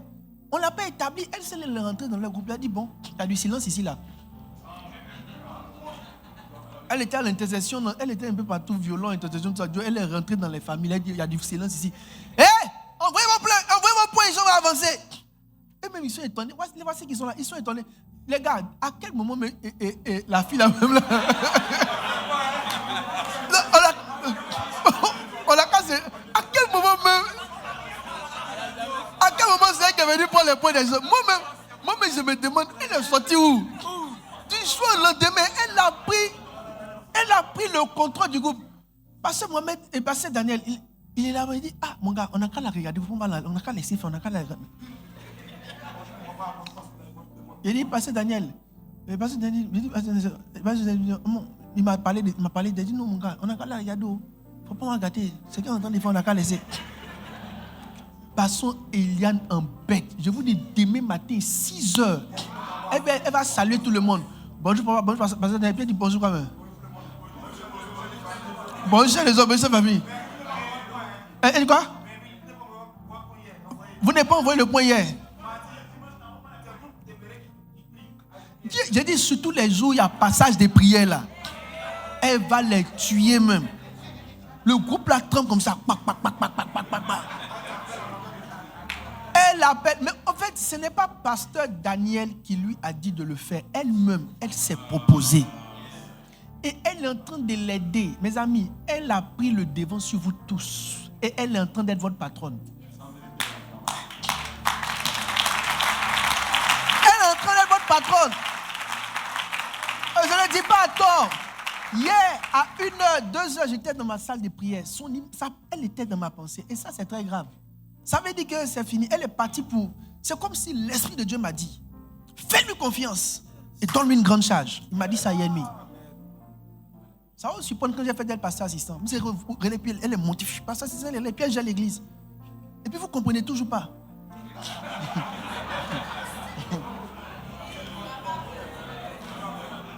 Dieu m'a dit, fais-lui confiance.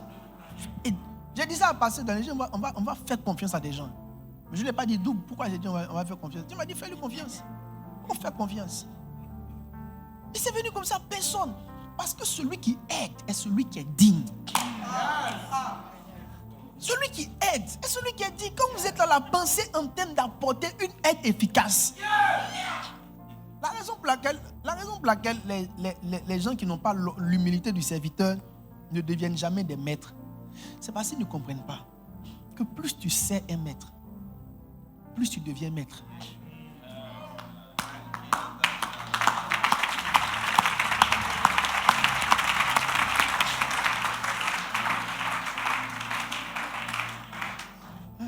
C'est la loi. Hein? Votre silence, votre absence, votre manque de sacrifice vous disqualifie. Vous manquez d'aider un leader qui est en souffrance. Ça vous disqualifie. Alors je vais arrêter ici. Moi, mais je sens que je n'ai pas beaucoup prêché, ça ne me plaît même pas. Mais comme je veux que vous continuiez de venir, donc... Mon gars qui dormait, il a dit quoi? Il dit, on n'a qu'à faire encore.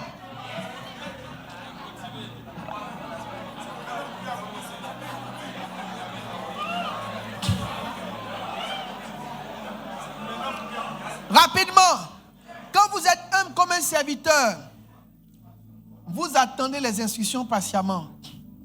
Quand vous perdez cette intimité et humilité, vous ne pouvez rien attendre. Rien n'attendre. Vous ne pouvez rien attendre ni personne. L'humilité du serviteur est à l'aise avec fais ceci, fais cela. Sors, rentre, rentrez, attendez. Il y a des gens, je ne vais pas leur dire attendez. Non. Attends-moi. Tu vas, tu viens, il est parti. Toi, tu es qui? Pour lui dire, lui, vu toutes ces charges de la vie, il t'attend. Toi, tu n'es pas intelligent bien quoi. Tu n'as pas vu, lui, ses problèmes dans la vie. Il dit, attends, il dit, toi, tu es fou, moi, je m'en vais. C'est de l'orgueil. Et de l'orgueil. À l'époque, j'étais parti voir mon pasteur. Avant pasteur Mohamed, j'avais un pasteur. Il est toujours mon pasteur.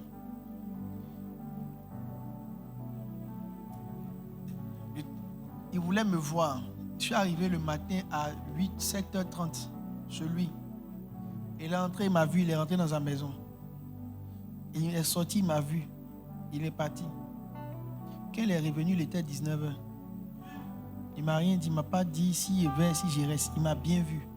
Il m'a vu, il est rentré, il m'a dépassé pour rentrer.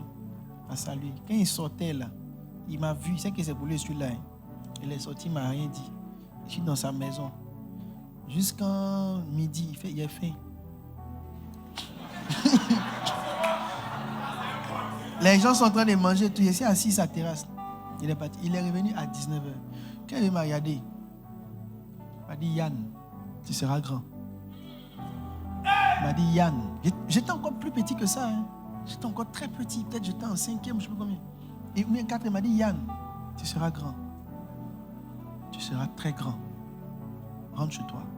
C'est tout. J'ai pris le manteau juste en m'asseyant de 7h à 19h. Il m'a dit Yann, tu seras grand. Yann, tu seras grand. Vous ne pouvez pas attendre. Vous ne pouvez pas attendre que je finisse toutes les réunions pour vous accorder aussi du temps et travailler avec vous. Du genre, non, mais écoutez, il n'y a pas d'onction qui peut se prendre sans capacité à apprendre, à attendre. Dans le ministère, dans l'œuvre de Dieu, l'une des choses les plus essentielles, c'est attendre longtemps. Le ministère de l'attente, juste attendre. Et même si à la fin, on n'a rien à te dire, on a au moins constaté que tu étais là. On a au moins constaté que tu étais là. Souvent, tu attends jusqu'à... Puis quand maintenant ton temps arrive là, ça va? C'était pourquoi là? Ah, ok. Ok. Père Seigneur, agis. Regarde, toi, si tu fais une lecture humaine, ça peut te frustrer. Mais si tu fais une lecture spirituelle, dans ta manière même de marcher avec Dieu, tu auras une grande patience. Regardez, même les réunions, même actuellement qu'on est en train de faire, il y a des gens qui souffrent d'être ici. Mais ce que tu ne comprends pas, c'est que tu es en train d'apprendre à attendre. Juste apprendre à attendre.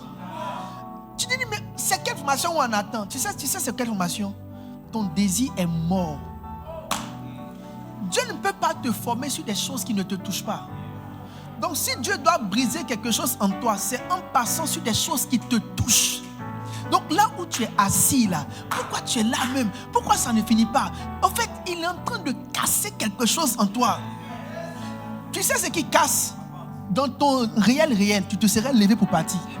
Mais le fait que tu ne te lèves pas pour partir, c'est qu'une forme d'orgueil est en train de mourir en toi. C'est comme si tu es en train d'accepter l'autorité de quelqu'un sur toi. Yeah. Tu es en train d'accepter que quelqu'un peut te faire asseoir. C'est comme si tu es en train de laisser quelqu'un t'imposer quelque chose qu'en temps normal, tu n'aurais pas accepté. Ça veut dire que progressivement, tu es en train de mourir spirituellement. Même si tu veux que je fasse vite, l'Esprit de Dieu va faire en sorte que je traîne. Non, ça va finir, mais il doit aller dormir. Mais le temps que ça finisse, le temps que tu es en train d'attendre, l'énervement que tu as, la fatigue que tu as, tu n'es ni énervé. Tu n'es pas fatigué, tu es en train d'être brisé. Tu es en train d'être brisé. Tu es assis. Pourquoi? C'est quoi? On est là depuis matin. Tout ça là, c'est ton orgueil, ton moi. Tu es en train de bouger toi comme ça. Tout ça là, c'est en train de mourir. Jésus est en train de briser ton moi. Il est en train de briser ton moi. Quand vous voyez un gars comme Andy, mon fils, son cheveu frisé, peut-être que dans une vie ancienne, il ne serait même pas assis là. Il y a longtemps que tu es parti dans le micro.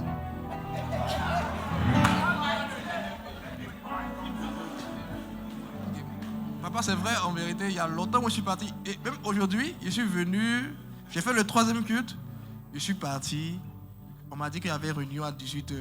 J'ai dit, bon, aujourd'hui, j'ai venu faire le culte. Je viens, on me dit ça à 19h. J'ai pris ma voiture, je partais. J'ai même dit à mon frère qui est là que je m'en vais. Il m'a dit, mais attends, sois un peu patient. Il a dit, ah, moi j'ai une émission à regarder. J'ai pris ma voiture, je partais. Quelque chose me dit, mais attends, tu as quitté la maison. Tu es venu ici, tu vas repartir comme ça. Tu fais demi-tour. Tu viens t'asseoir.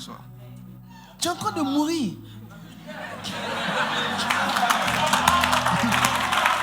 Il est en train de mourir. Regardez, tous ceux qui sont en train de se plaindre, tous ceux qui ressentent le mouvement dans leur corps là, tous ceux qu'ils allaient aller faire là, ça allait regarder l'émission bien dormi.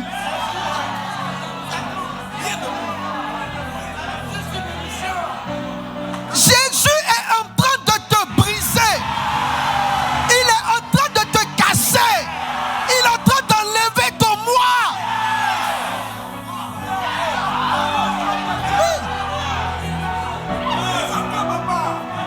Il faut que tu apprennes à attendre. Attendre là, ce n'est pas le temps que tu passes. Attendre là, c'est livrer toute ta volonté entre les mains du Seigneur. Ça veut dire pendant que tu es là, tu n'as pas envie, ton corps te démange. Tout ça là, c'est l'orgueil. L'orgueil est en train de partir.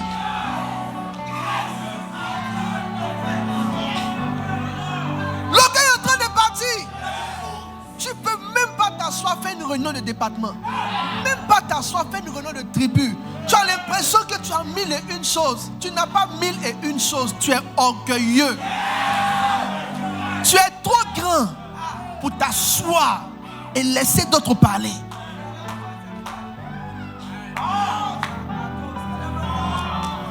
C'est l'orgueil. C'est pour ça qu'on ne te lève pas. Pourquoi on ne te lève pas? Parce que pour qu'on puisse te lever, il faut qu'on soit sûr que tu peux attendre jusqu'à la fin pour que moi je puisse avoir des réunions avec toi. Maintenant, si tu ne peux pas m'attendre, c'est que tu n'as pas l'humilité qu'il faut pour que je te mette à ce niveau-là pour avoir des rencontres avec toi.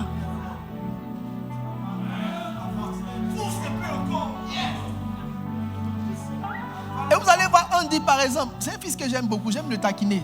C'est un vieux chrétien. Mais c'est maintenant qu'il est en train de grandir. Parce qu'on ne grandit pas par le temps passé dans une église. On grandit par sa capacité à acquérir plus d'humilité. Plus d'humilité. Plus d'humilité. Plus d'humilité.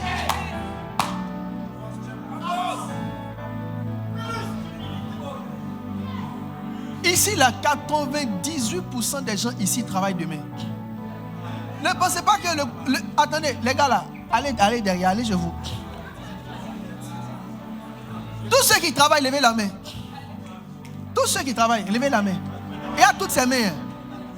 Tu penses, tous ceux qui travaillent, levez la main. Regardez toutes ces mains qui sont levées. Donc, dans ton esprit, tu as l'impression que c'était le groupe des chômeurs qui étaient réunis.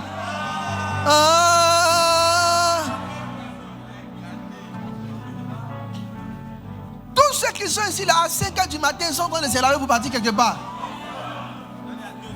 Mais c'est le niveau de leur humilité. Des gens qui se laissent faire. Des gens qui sont malléables. Des gens qu'on peut traiter. Des gens qu'on peut bâtir. Des gens qu'on peut construire. C'est le niveau de leur humilité qui fait qu'ils sont assis. Cette année-là, il faut qu'on soit imbibé d'humilité. Sinon, on ne pourra pas faire le travail. Si les instrumentistes n'étaient pas humbles, ils étaient partis il y a longtemps. On a changé nos instrumentistes. On a laissé les orgueilleux partir pour garder ceux qui ont un peu d'humilité. Je le dis franchement.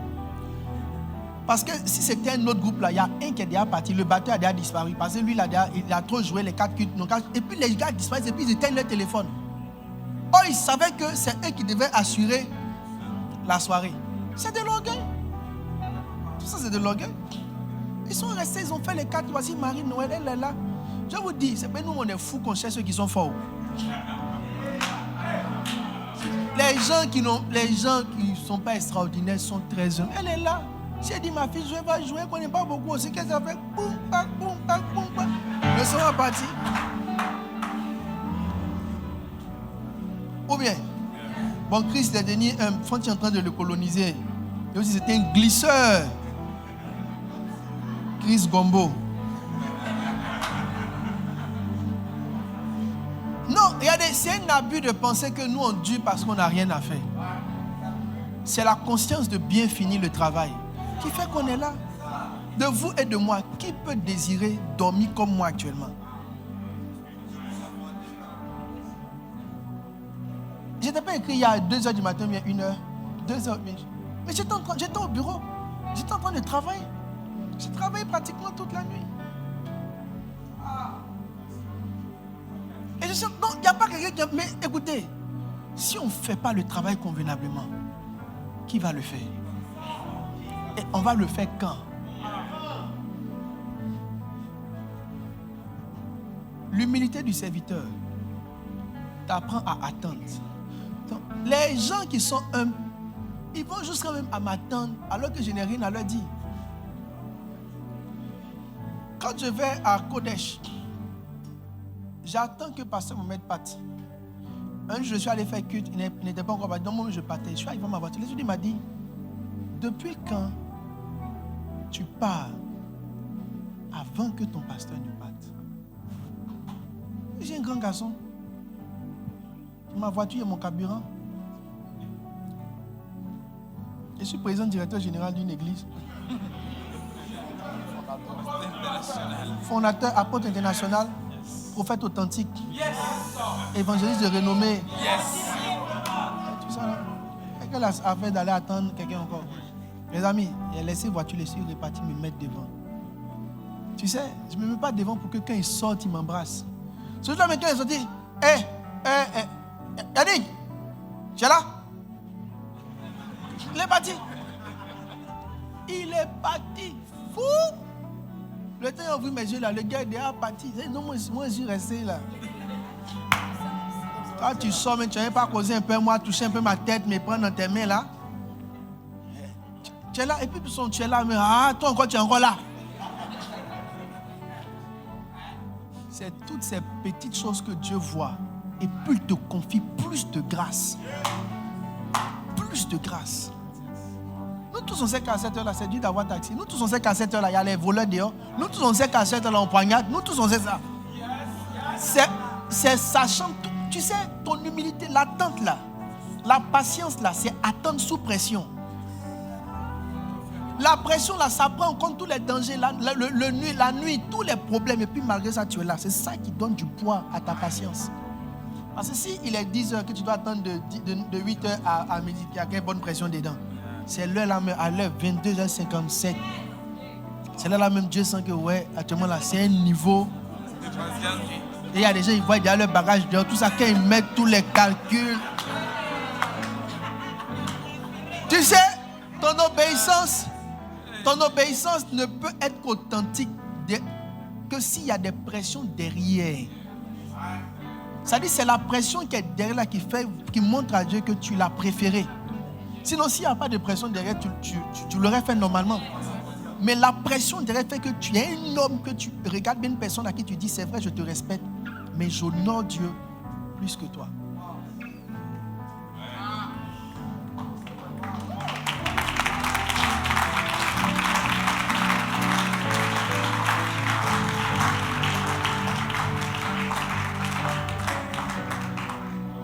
Vous êtes humble comme un serviteur, vous n'avez pas besoin d'être remercié. Et qu'on vous exprime une quelconque reconnaissance. La plupart des gens qui sont découragés là, c'est merci, ils attendaient. Je vous dis, les gens ils font comme ils sont blessés, ils ne sont pas blessés. Genre, il y a eu un temps, ils se sont investis un peu d'une manière, ils sont déployés là maintenant. Je ne sais pas ce qu'ils voulaient. Ils voulaient peut-être qu'on fasse un culte d'action de grâce en leur honneur. Nous tous, on se déploie tout le temps. En fait, c'est que tu sais pas, c'est que nous, on se déploie. Donc, déployer là-même est devenu naturel pour nous. Toi, tu t'es déployé au coup de l'argent. Toute l'église va faire une pause pour faire culte d'action de grâce. C'est-à-dire que quelqu'un qui a duré aujourd'hui, là, il va vouloir qu'on fasse culte d'action de grâce le mercredi en l'honneur du temps fait. Mes amis, vous servez Jésus. Votre récompense est éternelle. Je vais te dire, c'est puis on a fini. Quand les hommes te disent merci, Dieu ne te doit plus rien.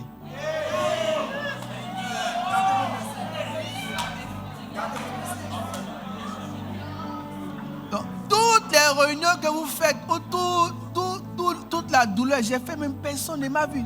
Souvent après les passages, les gens qui se découragent et qui se retirent, c'est merci, chercher. Dans ce passage, il s'est donné. L'autre passage, il ne se donne plus. En fait, le premier passage, là, il voulait merci. Jean, je me suis déployé. Mais si tu ne te déploies pas, qui va se déployer? Nous tous, on se déploie. Déploiement, là, chacun a son tour. Ce passage, c'est toi. L'autre passage, c'est l'autre. Après, tu vas revenir encore. C'est comme Tontine. On n'a qu'à faire une pause spéciale dans la tribu pour dire non. Le frère tant s'est déployé d'une manière extraordinaire. En foi de quoi tous les passages maintenant seront dénommés de son nom. Et je fais le vœu solennel de l'établir éternellement. Assistant de patriarche. Je lui donne accès à mes comptes personnels. Toi, ton merci est grave.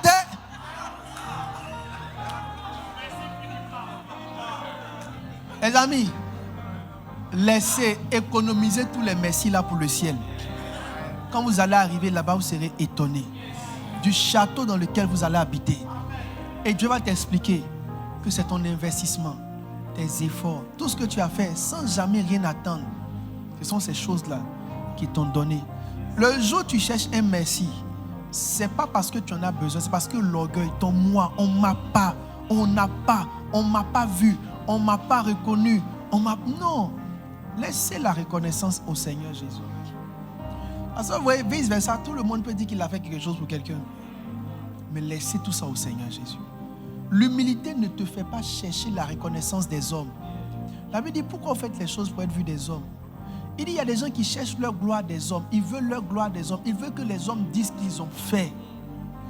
Mais là, Jésus dit quoi? Il dit, si tu fais ça, c'est que tu n'as plus ta part dans le ciel. Donnez-moi le texte que je le lise et puis on va le finir. On va finir ce texte.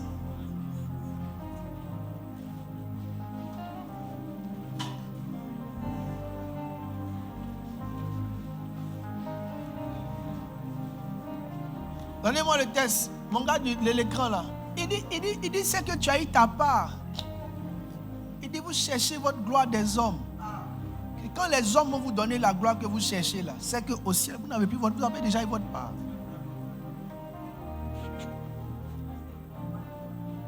Alban, quand tu vas servir, ne cherche pas ce que je te dise merci.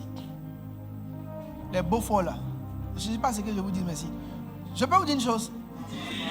C'est une forme de rétrogradation que d'arriver un moment et puis tu t'assois. C'est une voix démoniaque. Tu dis, tu vois, avec tout ce que tu as fait là. Si tu entends ça, c'est Satan qui a commencé à te parler. Parce que cette phrase va te faire entrer dans un cycle de découragement. À partir de cette phrase, tu n'auras plus la motivation de faire quoi que ce soit. Et ça ne peut pas venir du Saint-Esprit. Avec tout ce que tu as fait dans cette église, avec tout ce que tu as fait dans ta tribu, il dit car ils aiment la gloire des hommes plus que la gloire de Dieu. Ils aiment la gloire des hommes plus que la gloire de Dieu. Quand quelqu'un va parler à ton oreille, cette voix qui va te dire ils n'ont pas reconnu tes efforts, cette voix-là, elle n'est pas de Dieu. Parce que la Bible dit ils aimaient la gloire des hommes plus que la gloire de Dieu.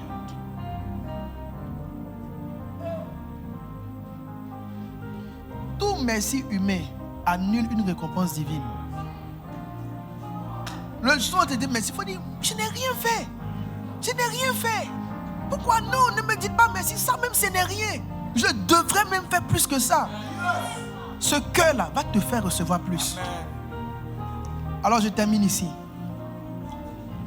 Quand vous êtes humble comme un serviteur, vous avez envie de servir. Quand vous perdez cette humilité, vous n'avez plus envie de servir. C'est l'orgueil qui fait que tu quittes ton département. C'est vrai. L'humilité du serviteur fait que tu as envie de faire quelque chose. Peu importe ce qu'on peut te donner à faire.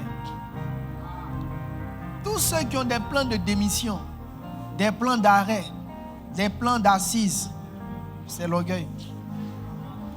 Parce que tu te souviens, quand tu t'es converti, que tu avais encore l'humilité du serviteur. Tu avais un zèle et tu étais prêt à tout. Quand tu penses que tu es devenu grand et que la suffisance t'a possédé, que tu penses que sans toi rien ne peut avancer, tu veux t'asseoir et puis nous regarder faire. Et regarde, si tu t'assois pour nous regarder faire, malheureusement, le travail sera fait. Pas parce que c'est nous, mais c'est l'œuvre de Jésus. Et ça ne peut pas s'arrêter parce que toi tu es fâché. L'œuvre de Jésus va continuer à être faite. Que tu sois content ou fâché. Tout ce que tu peux faire, c'est de t'asseoir et de continuer à servir. Que Dieu te bénisse.